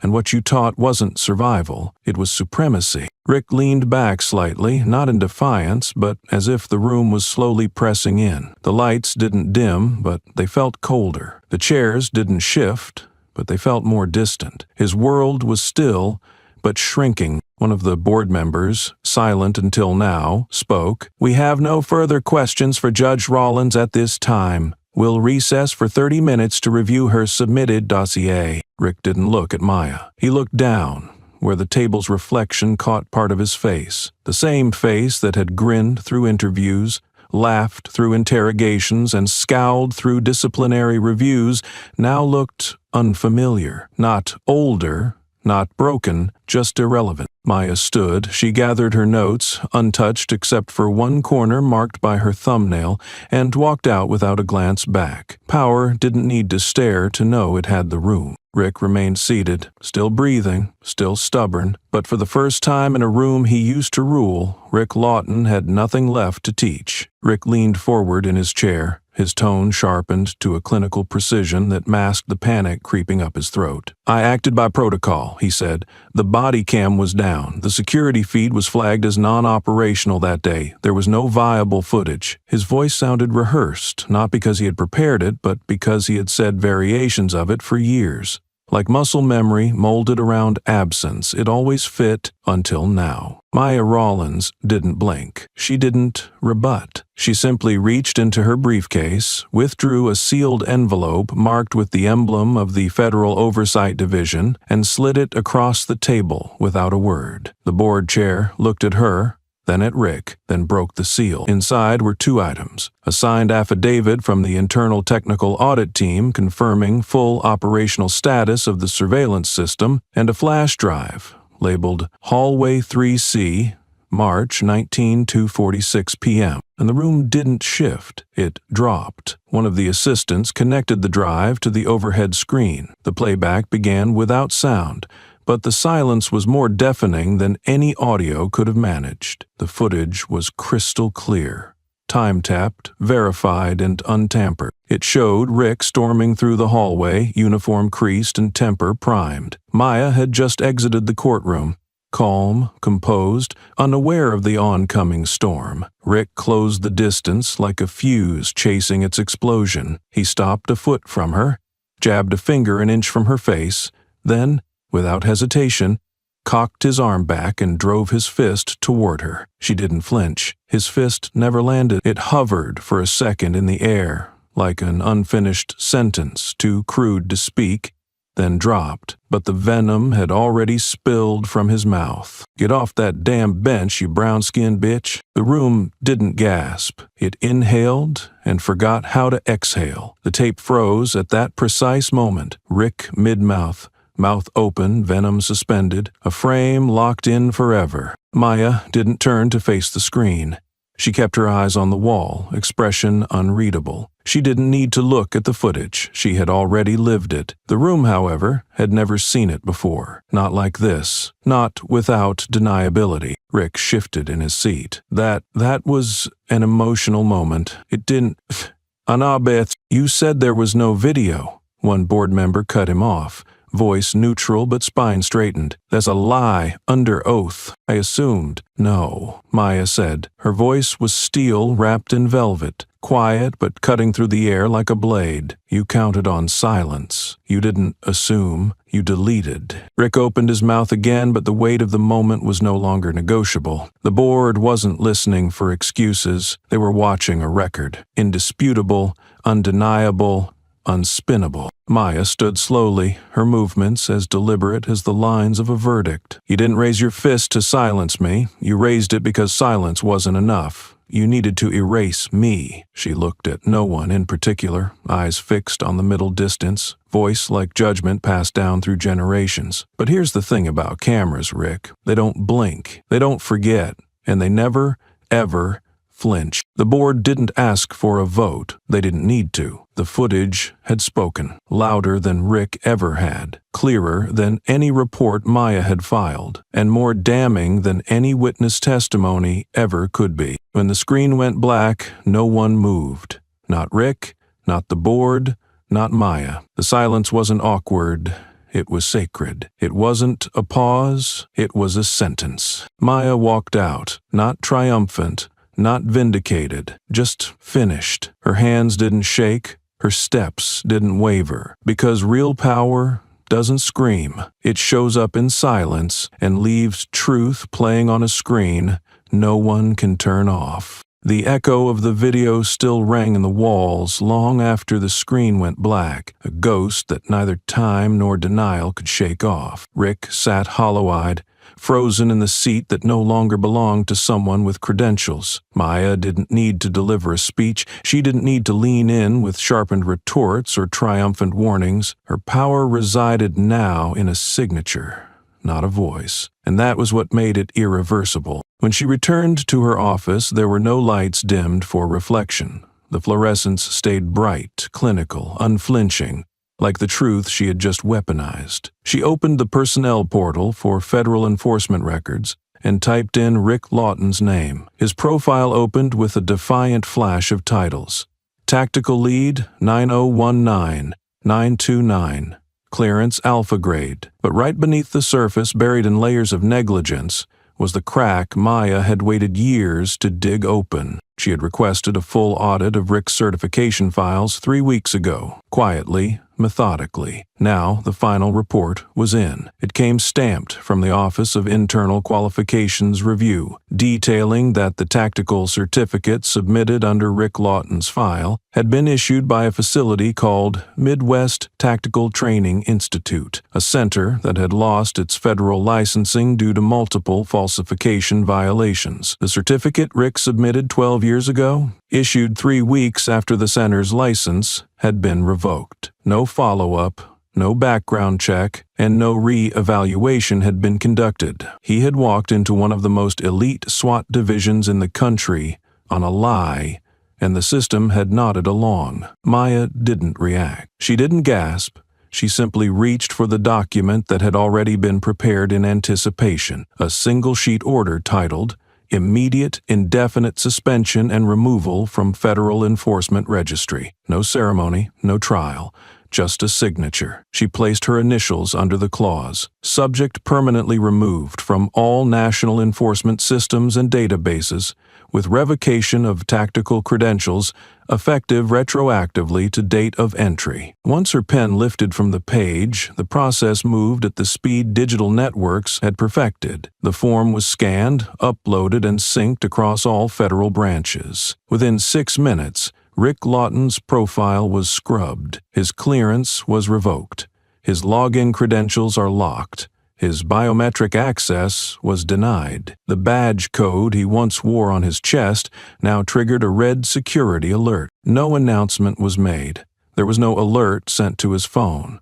He wouldn't know he had been erased until he tried to be seen. Maya closed her terminal, her fingers not lingering on the keys. She didn't have to explain anything to anyone, not anymore. This wasn't vengeance. It was recalibration. The system had once turned its face away from its disease. Now it had started treating itself, one false credential at a time. Across town, Rick attempted to access the personnel dashboard from his home. The site greeted him with a gray banner, "Access denied. Invalid credentials." He tried again, this time logging into his remote tactical assessment portal, a spinning wheel. Then, profile not found. He checked the SWAT internal chat room. Gone. His username no longer existed. He called his precinct contact. The line went to voicemail. He emailed the department's help desk. It bounced back. Then, at 6:17 p.m., he received a single push notification from the federal personnel system. "Rick Lawton, your status has been updated. Contact administrator for further information. No further explanation. No appeal link. No human voice on the other end." Rick's hands trembled, not from rage, but from the vacuum forming where his identity used to live. For 12 years he had moved through corridors like a wolf in uniform, speaking in commands, walking in intimidation, and now, with one unnoticed flaw exposed, the entire illusion crumbled in silence. Maya sat still, the file folder now closed in front of her. She didn't look proud. She didn't look pleased. She looked done, in the clearest, cleanest sense of the word. Justice, for her, didn't need a stage or audience. It needed finality, and a name erased from every ledger it had once infected. There was no announcement, no drum roll, no collective gasp echoing across a courtroom. It began instead in a quiet conference room lined with policy books and institutional silence, the kind only bureaucratic justice could produce. Maya sat at the head of a long table, a single document before her, crisp and heavy with history. She didn't speak. She didn't need to. The weight of that paper spoke volume. The document was an internal memo, unearthed from a recovered archive, time-stamped 7 years prior. It had been sent to his squad, half laughed off, half applauded. It was the kind of filth dressed up as swagger, the kind that stains deeper than blood. Maya read it once more in silence. She then reached for a second sheet, this one new, not old, not dusty. Her name sat printed in formal ink at the bottom. She added her signature again. This page bore a simple directive. Effective immediately, the name Rick Lawton is no longer authorized for use in any training, documentation, or institutional citation within the federal law enforcement system. Her tone when she spoke was not commanding, it was final. "This is not symbolic," she said to the committee. "It is structural. You do not let mold linger in the foundation and expect the house to stay clean." Around the table, heads nodded, some solemn, some relieved. No one questioned the move. The vote was unanimous. The name was to be purged. Not redacted, not marked with an asterisk, purged. Across the country, emails began to land in inboxes with subject lines like curriculum revision, personnel removal notice. Police academies, internal knowledge banks, and federal law libraries all received the order. One by one, modules were opened, files updated, and names erased. In some instances, the name Rick Lawton was embedded in footnotes, cited in case studies, and once used as tactical benchmarks. Now, those references were replaced with a sterile substitute, Subject X.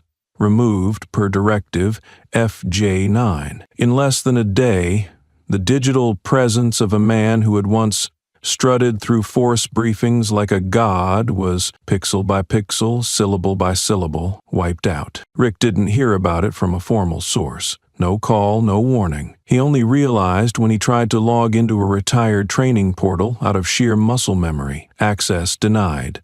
Username not recognized. When he emailed support, the automated reply was sterile.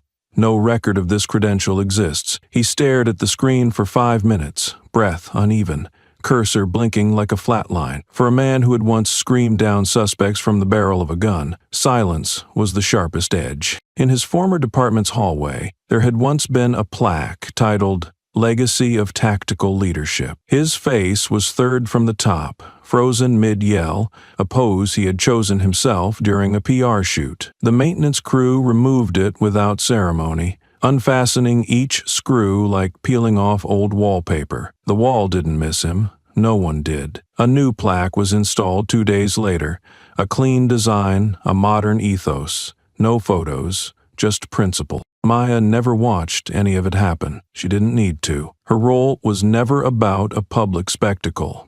Her victory wasn't about applause or coverage or headlines. She had only one intention, that systems remember what they allow, and systems correct what they once let thrive. Rick's name wasn't just erased because he was corrupt. It was erased because he had been institutionalized, protected, and cited as best practice. That was the true rot. He stood by her window in the evening, fingers gently brushing the spine of an ethics handbook she'd once edited. She hadn't added her name to the front cover then. It hadn't felt necessary. But tonight, as the news of the purge rolled silently through the corridors of law enforcement, she finally wrote her initials in the inside jacket, not out of pride, but out of responsibility. She would be the footnote now, quiet, present, unshakable. In a small town outside the city, one of Rick's old trainees received the update on his work tablet. He stared at the system flag next to Rick's name.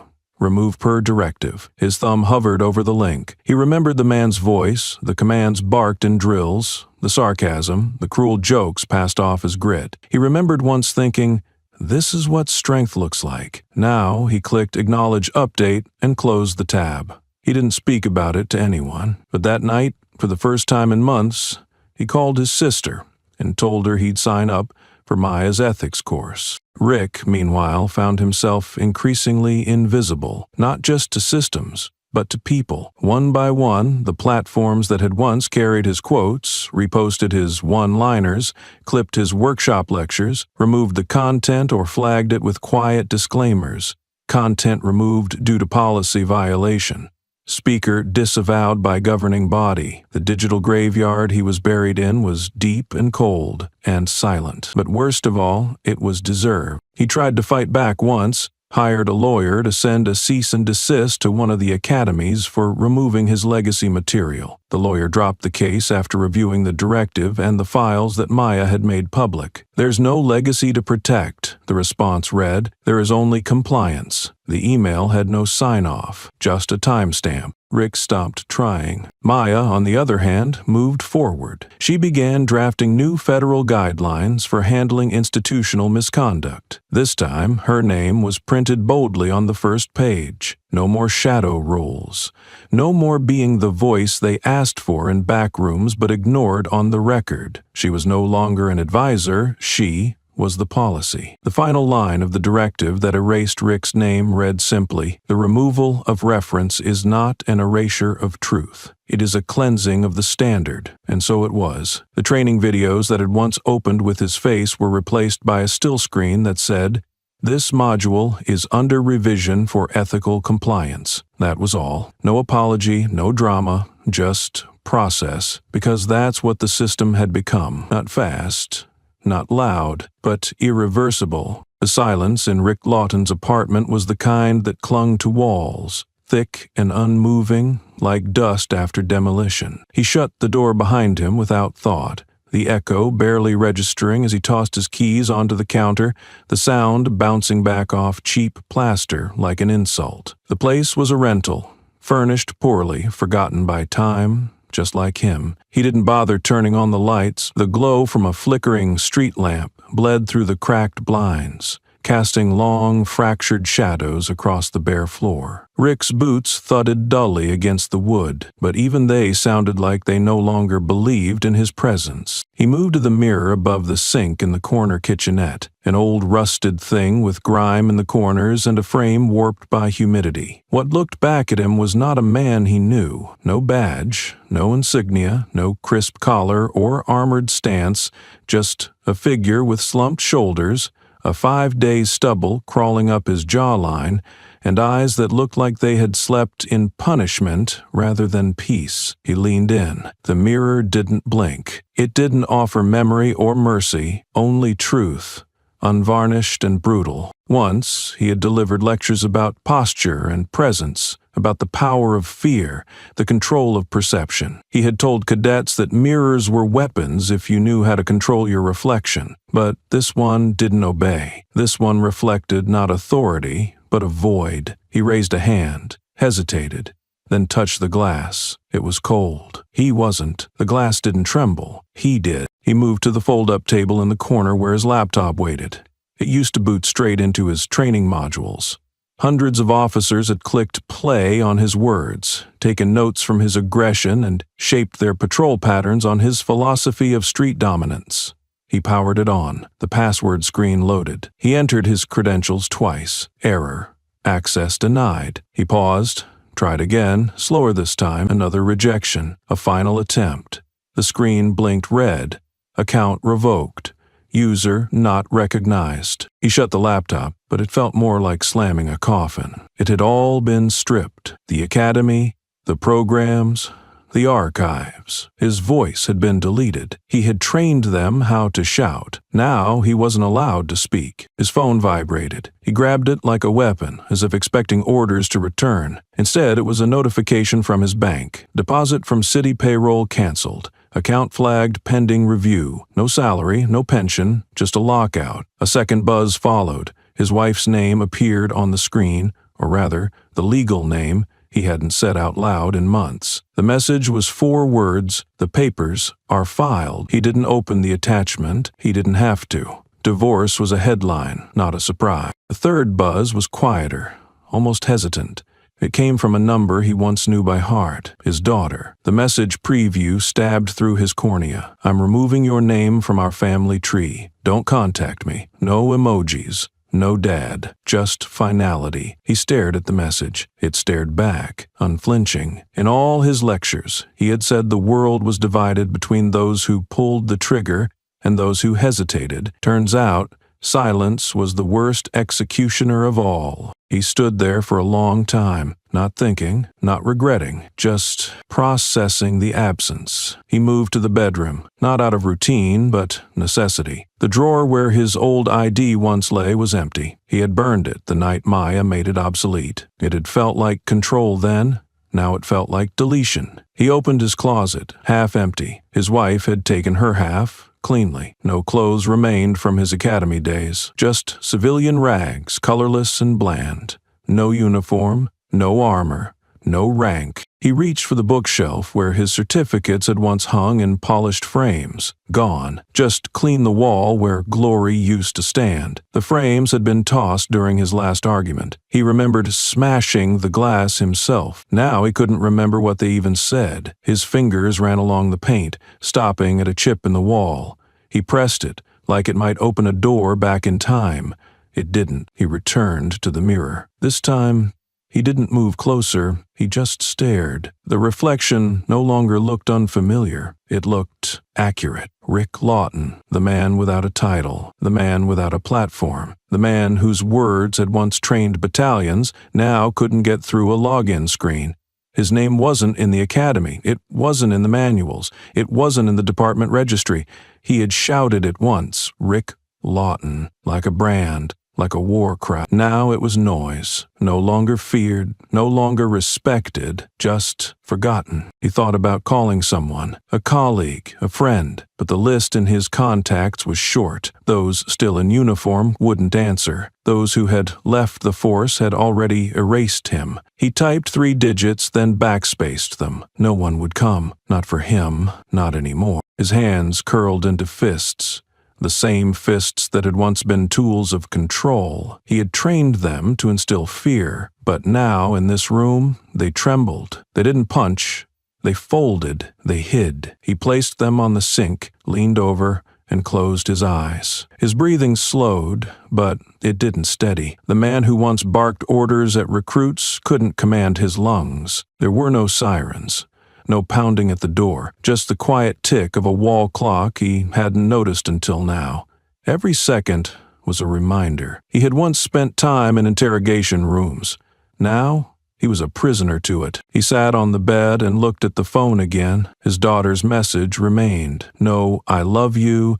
No, maybe one day. Just erasure. It was colder than any disciplinary report, more final than any sentence. He had lost the right to his history. There was a drawer under the bed where he kept old mementos, coins, badges, a few photos.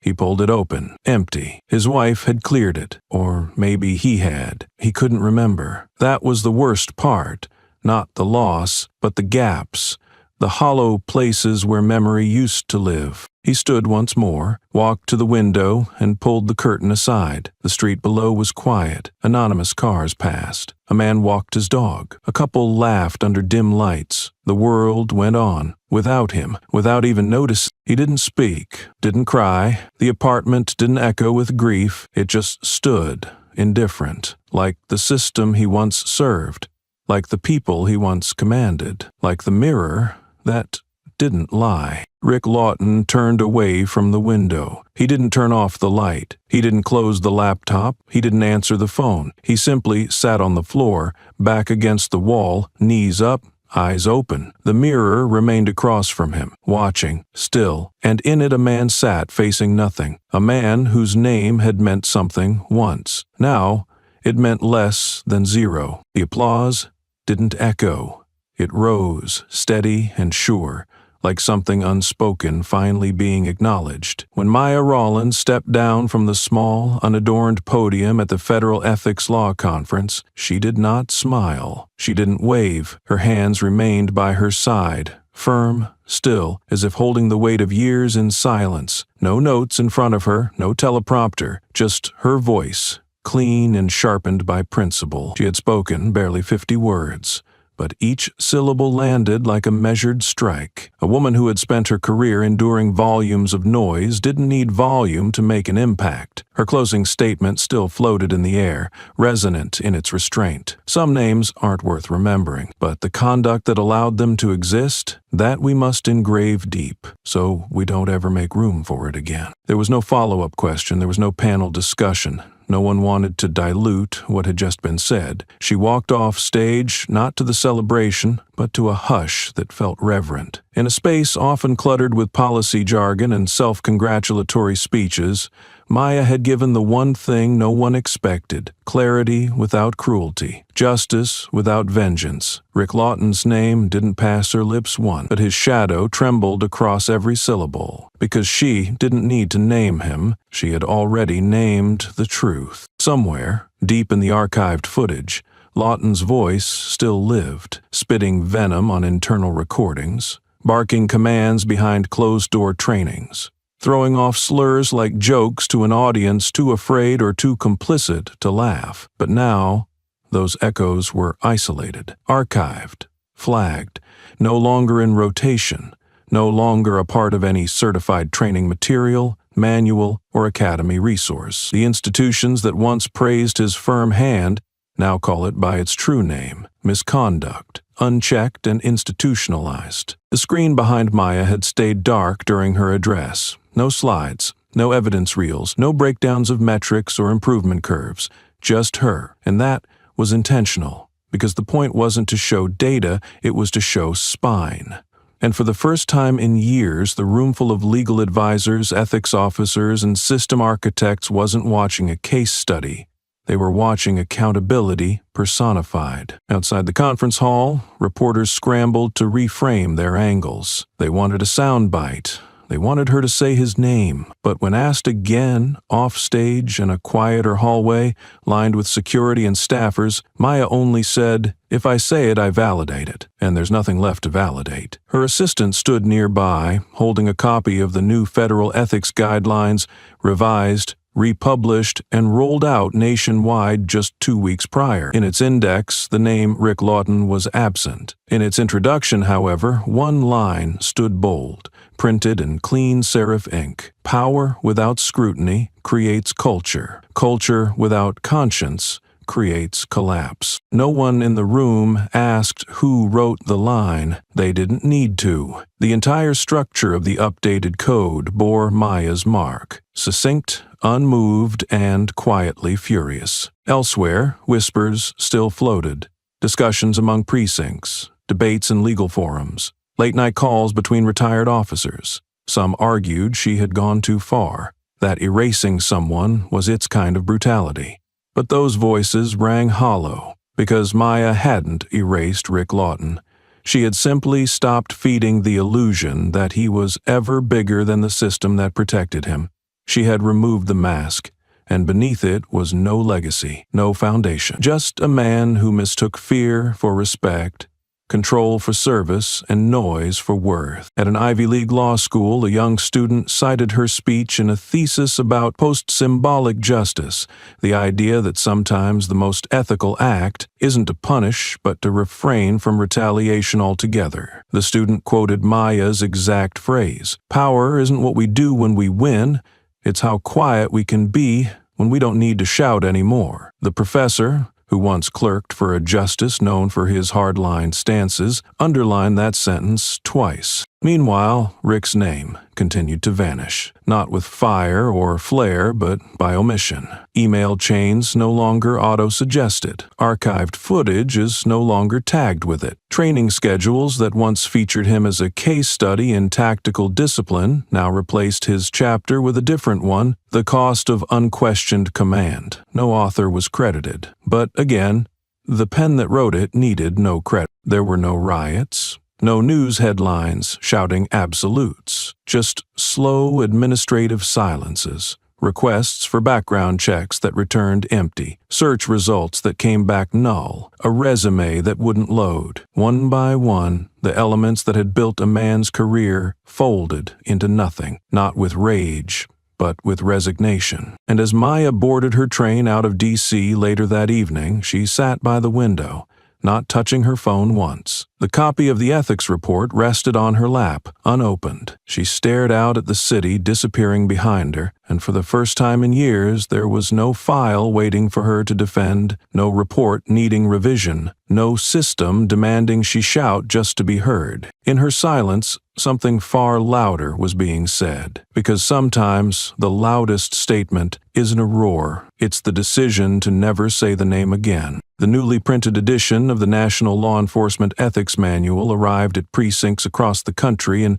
unmarked cardboard boxes. Standard government issue, simple, utilitarian, impersonal. But when officers peeled the tape and cracked open the stiff spine of the volume, something different greeted them. The weight of the book hadn't changed, but the gravity of its contents had. A new chapter, nestled quietly between procedural updates and case law citations, bearing a title that offered no drama, no vengeance, no all-caps indictment, only balance. The Enforcer and the Boundaries of Power. The introduction was written in a voice that carried neither pride nor pity. It stated facts. It chronicled missteps. It examined the quiet complicity of systems built on unchecked authority. The name Rick Lawton appeared nowhere, yet every paragraph was built on the blueprint of his rise and fall. His story was preserved not to shame, not to mourn, but to remind. The chapter unfolded methodically.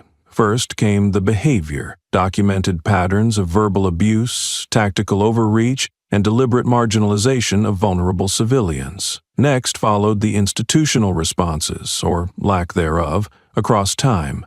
Year by year, the timeline revealed how internal memos had been dismissed, how disciplinary recommendations had been watered down, and how early warnings had been shelved in the name of departmental unity. Then came the shift, the moment where silence became scrutiny. Without melodrama, without accusatory rhetoric, the narrative turned toward accountability. The independent audits, the retrieval of redacted files, the emergence of first-hand testimony once disregarded. Not once did the chapter descend into character assassination.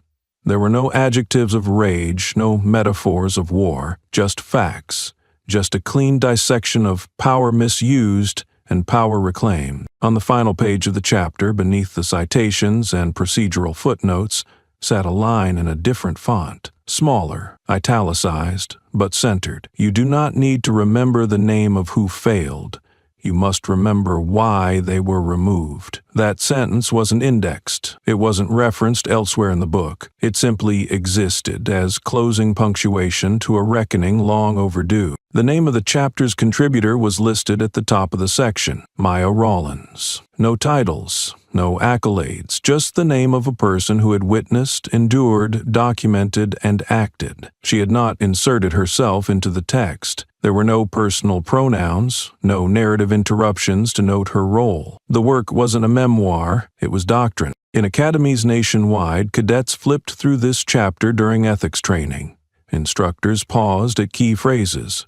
Law is not license. Fear is not control. Oversight is not betrayal, and asked the room for discussion. Young men and women, many of them new to power, sat with discomfort. They questioned, challenged, and reflected, but they could not dismiss. Because the manual didn't accuse, it showed, it taught. Some veterans in the room, hardened by decades in uniform, resisted the tone. "This is revisionist," one said at a precinct seminar. The ethics facilitator didn't argue. She simply pointed to the line Maya had written and asked, "If it were your name, would you want the system to remember you or your failure?" Silence. At headquarters in Washington, a framed page from the new manual was mounted near the entrance of the Office for Lawful Conduct Oversight. Not the entire chapter, just that final line. Officers passed it each morning. No one commented, but none could ignore it. In the weeks that followed, retired personnel contacted the Oversight Board, some to clarify past incidents,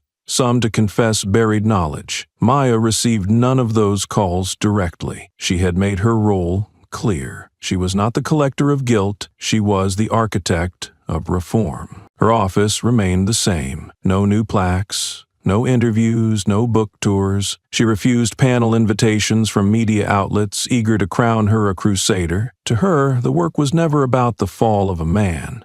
It was about the rise of a standard. One evening, she returned to the conference center where she had delivered her most quoted sentence. The hall was empty. A janitor swept quietly. She stood at the edge of the stage, remembering the quiet that had followed her speech, not the applause, but the breathless stillness. She didn't need that stillness to return. She just needed it to echo. A young officer approached her near the coat racks, unsure if it was appropriate to speak. "I read your chapter," she said. "Made me think differently about the badge." Maya nodded, not warmly, not coldly, just enough. The young woman added, "We used to think being feared was proof we mattered. Now I think maybe being questioned means we're real." That, Maya knew, was the point. Elsewhere, in precincts where Lawton's face had once graced training posters and motivational reels, blank spaces hung on the walls, not as erasure, but as placeholders, symbols of a culture that was finally willing to ask itself what it honored and why. And in those spaces, new images slowly took root. Not faces, not slogans, but diagrams of policy.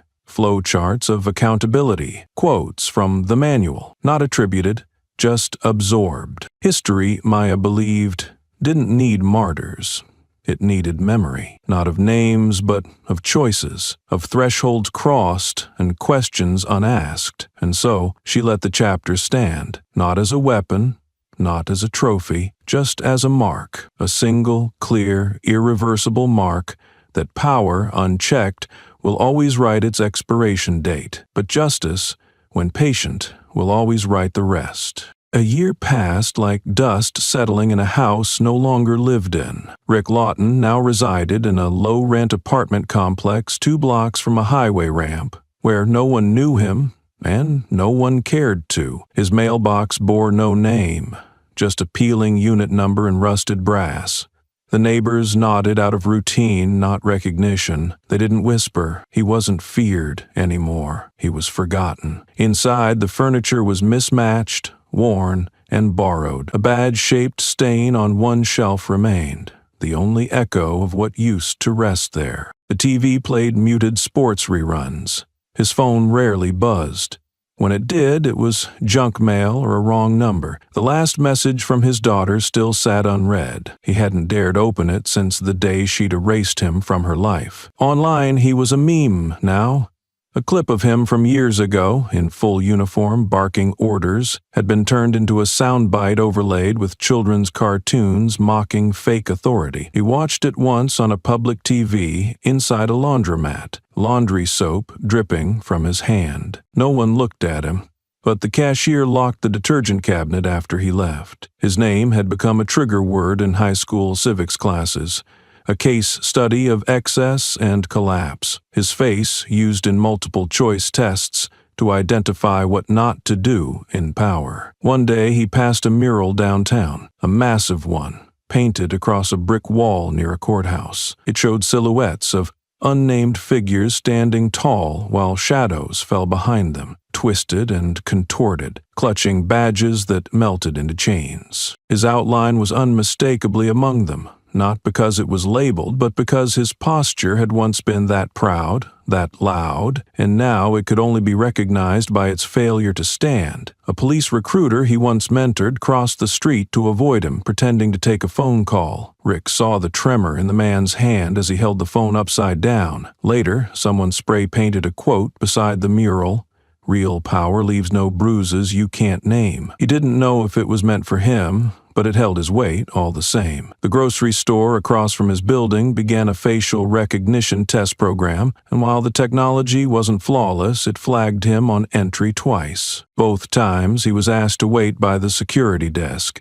Both times he left without buying anything. Once, a teenager held the door open for an elderly man, then saw Rick behind them and let it swing shut. Not out of spite, it was more reflex. Like the body instinctively avoids heat long after the fire's gone. On a message board he once frequented, someone posted a deep fake of him crying, layered over courtroom footage that had never existed. The post had 3 million views and over 40,000 comments. Some were jokes. Others were not. Someone wrote, "If justice were a person, this would be her first real smile." He didn't log in again. At night he paced his apartment, the windows closed, the curtains tighter with each passing week. He rearranged his books, but didn't read them. Their covers held the names of people who still had theirs. In the mirror, he saw a man who had once filled space with noise, now reduced to watching the fridge light flicker because he couldn't sleep, and the silence wasn't enough to make him feel safe. He tried once to re-enter the forum for tactical response training he used to moderate, but his login was revoked and the page redirected to a disclaimer. This site no longer recognizes affiliations with individuals removed from active duty due to ethical violations. No photo, no appeal. Just that line. His application for a part-time job at a local security firm was rejected within 4 hours. The HR email cited reputational risk. He hadn't even made it to the interview. In another attempt, he volunteered to speak at a community college, offering a session on conflict resolution under pressure. They never replied. The woman in charge of booking speakers had written a piece years ago, titled "Silence Speaks Louder, What Abuse of Power Taught Me About Listening." He remembered her name. She had once stood in the back of one of his training sessions, notebook in hand, asking no questions. Now, her work was in the ethics module that replaced his slides. He watched it once through a second-hand login. She ended with, "We don't erase the past to forget it. We erase names to remember the cost." He didn't press replay. One evening, his building's fire alarm triggered. Everyone filed out to the parking lot, annoyed and shivering in their pajamas. When Rick appeared at the exit, a woman instinctively pulled her child closer. The boy, maybe 7, asked, "Is that the man on TV?" The mother didn't answer. She just turned her son's face away. Rick stood in the cold a moment longer than everyone else before going back inside. The elevator made a sharp sound as it opened, like it didn't want to hold his weight. The walls in his unit had cracks now.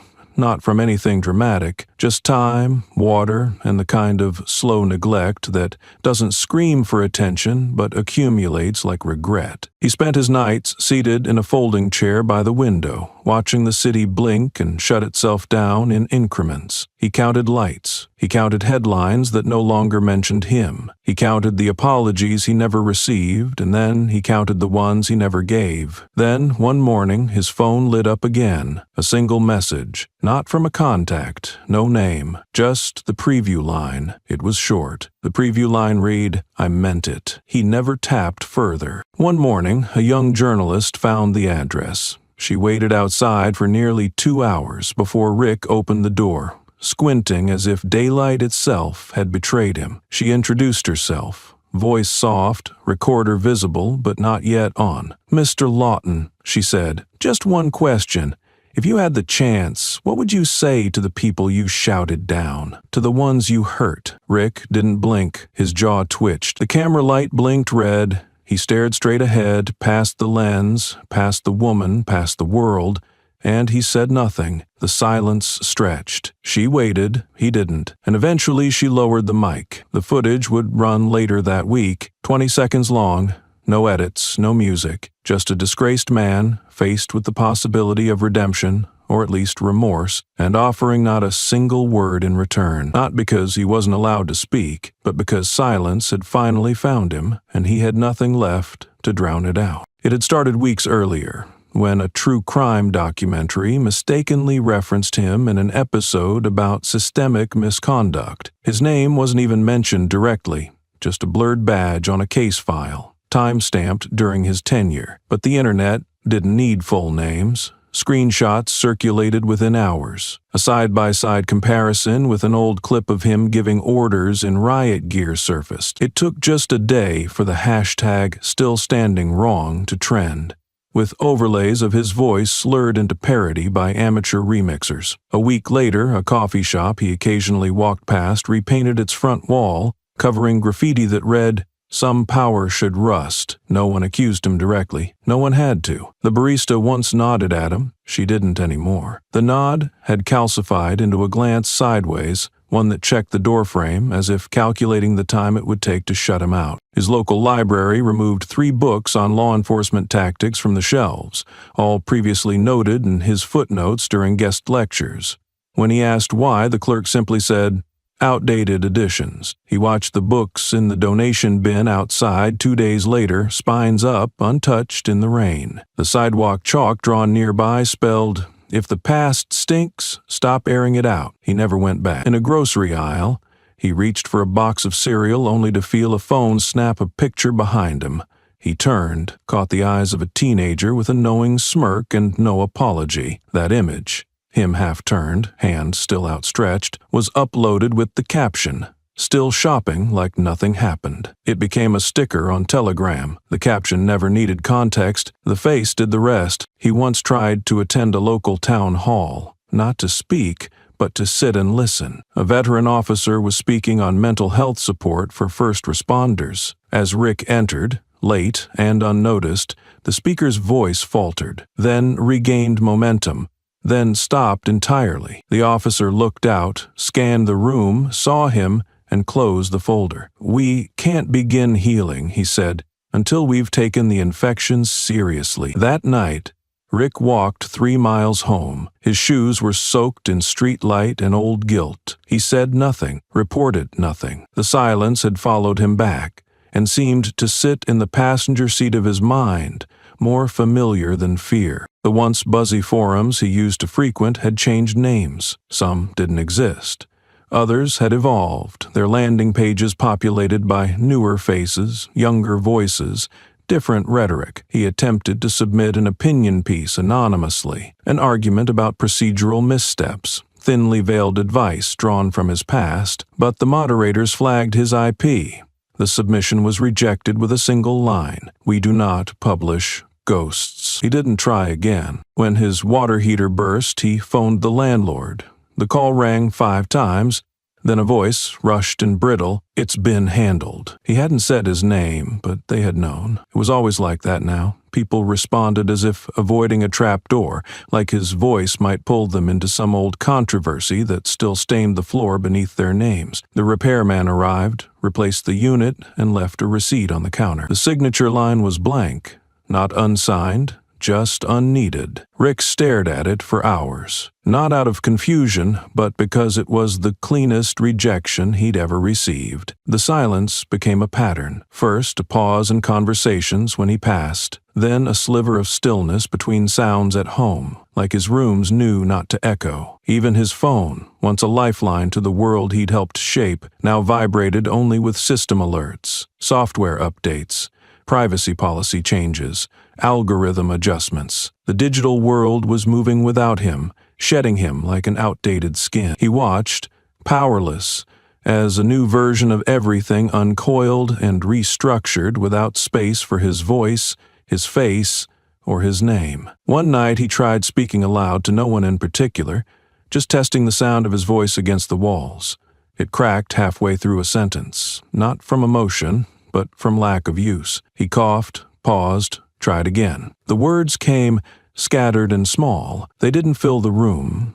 They didn't settle. They didn't echo. He remembered yelling once, into radios, into faces, into silence, and how those words once ricocheted like rubber bullets. Now, they dropped like coins into a well, making no sound at all. It was that silence the journalist had brought back with her, not as a weapon, but as a mirror. She didn't ask for an apology. Just a sentence, a recognition, a breath that mattered. But Rick gave her nothing, not because he didn't have words, not because he wasn't allowed to speak, but because silence had finally found him, and he had nothing left to drown it out. Elsewhere, the sun spilled gently across a quiet city park. Maya Rollins sat on a wooden bench with her legs crossed, a hardcover resting across her lap, unread. She wasn't reading that day. Her eyes were closed, her breath steady. Not asleep, just still. The pages moved slightly in the wind, but her hands didn't. Beside her, a woman with a baby in a carrier leaned over and said, "You were on TV last year. The judge, right? From the Lawton case?" Maya opened her eyes, slowly. "Yes." The woman hesitated. "Aren't you scared he might come back?" Maya's face didn't shift. Her voice remained calm, nearly warm. "I've never feared men who yell. I watch those who can't look at what they've done." There was no triumph in her tone, no venom. It wasn't a jab. It was a truth spoken not for defense, but as doctrine. The woman nodded, not knowing what to say. Maya smiled faintly, more to herself than to anyone else, and returned to her stillness. The bench creaked lightly as the wind picked up, leaves rustled. A child laughed nearby. Life, unbothered, moved on. That afternoon, across social media and news channels, clips of the journalist's footage circulated. Many shared it not for the words, but the lack thereof. Sometimes the loudest confession, one tweet read, is when there's nothing left to say. Comment sections flooded with reactions, some scathing, some contemplative, but none defending the silence. Not even Rick's former supporters. Even they understood now. He hadn't been silenced. He had been revealed. The ethics board issued no new statements. Maya gave no further interviews. The manual wasn't revised again. It didn't need to be.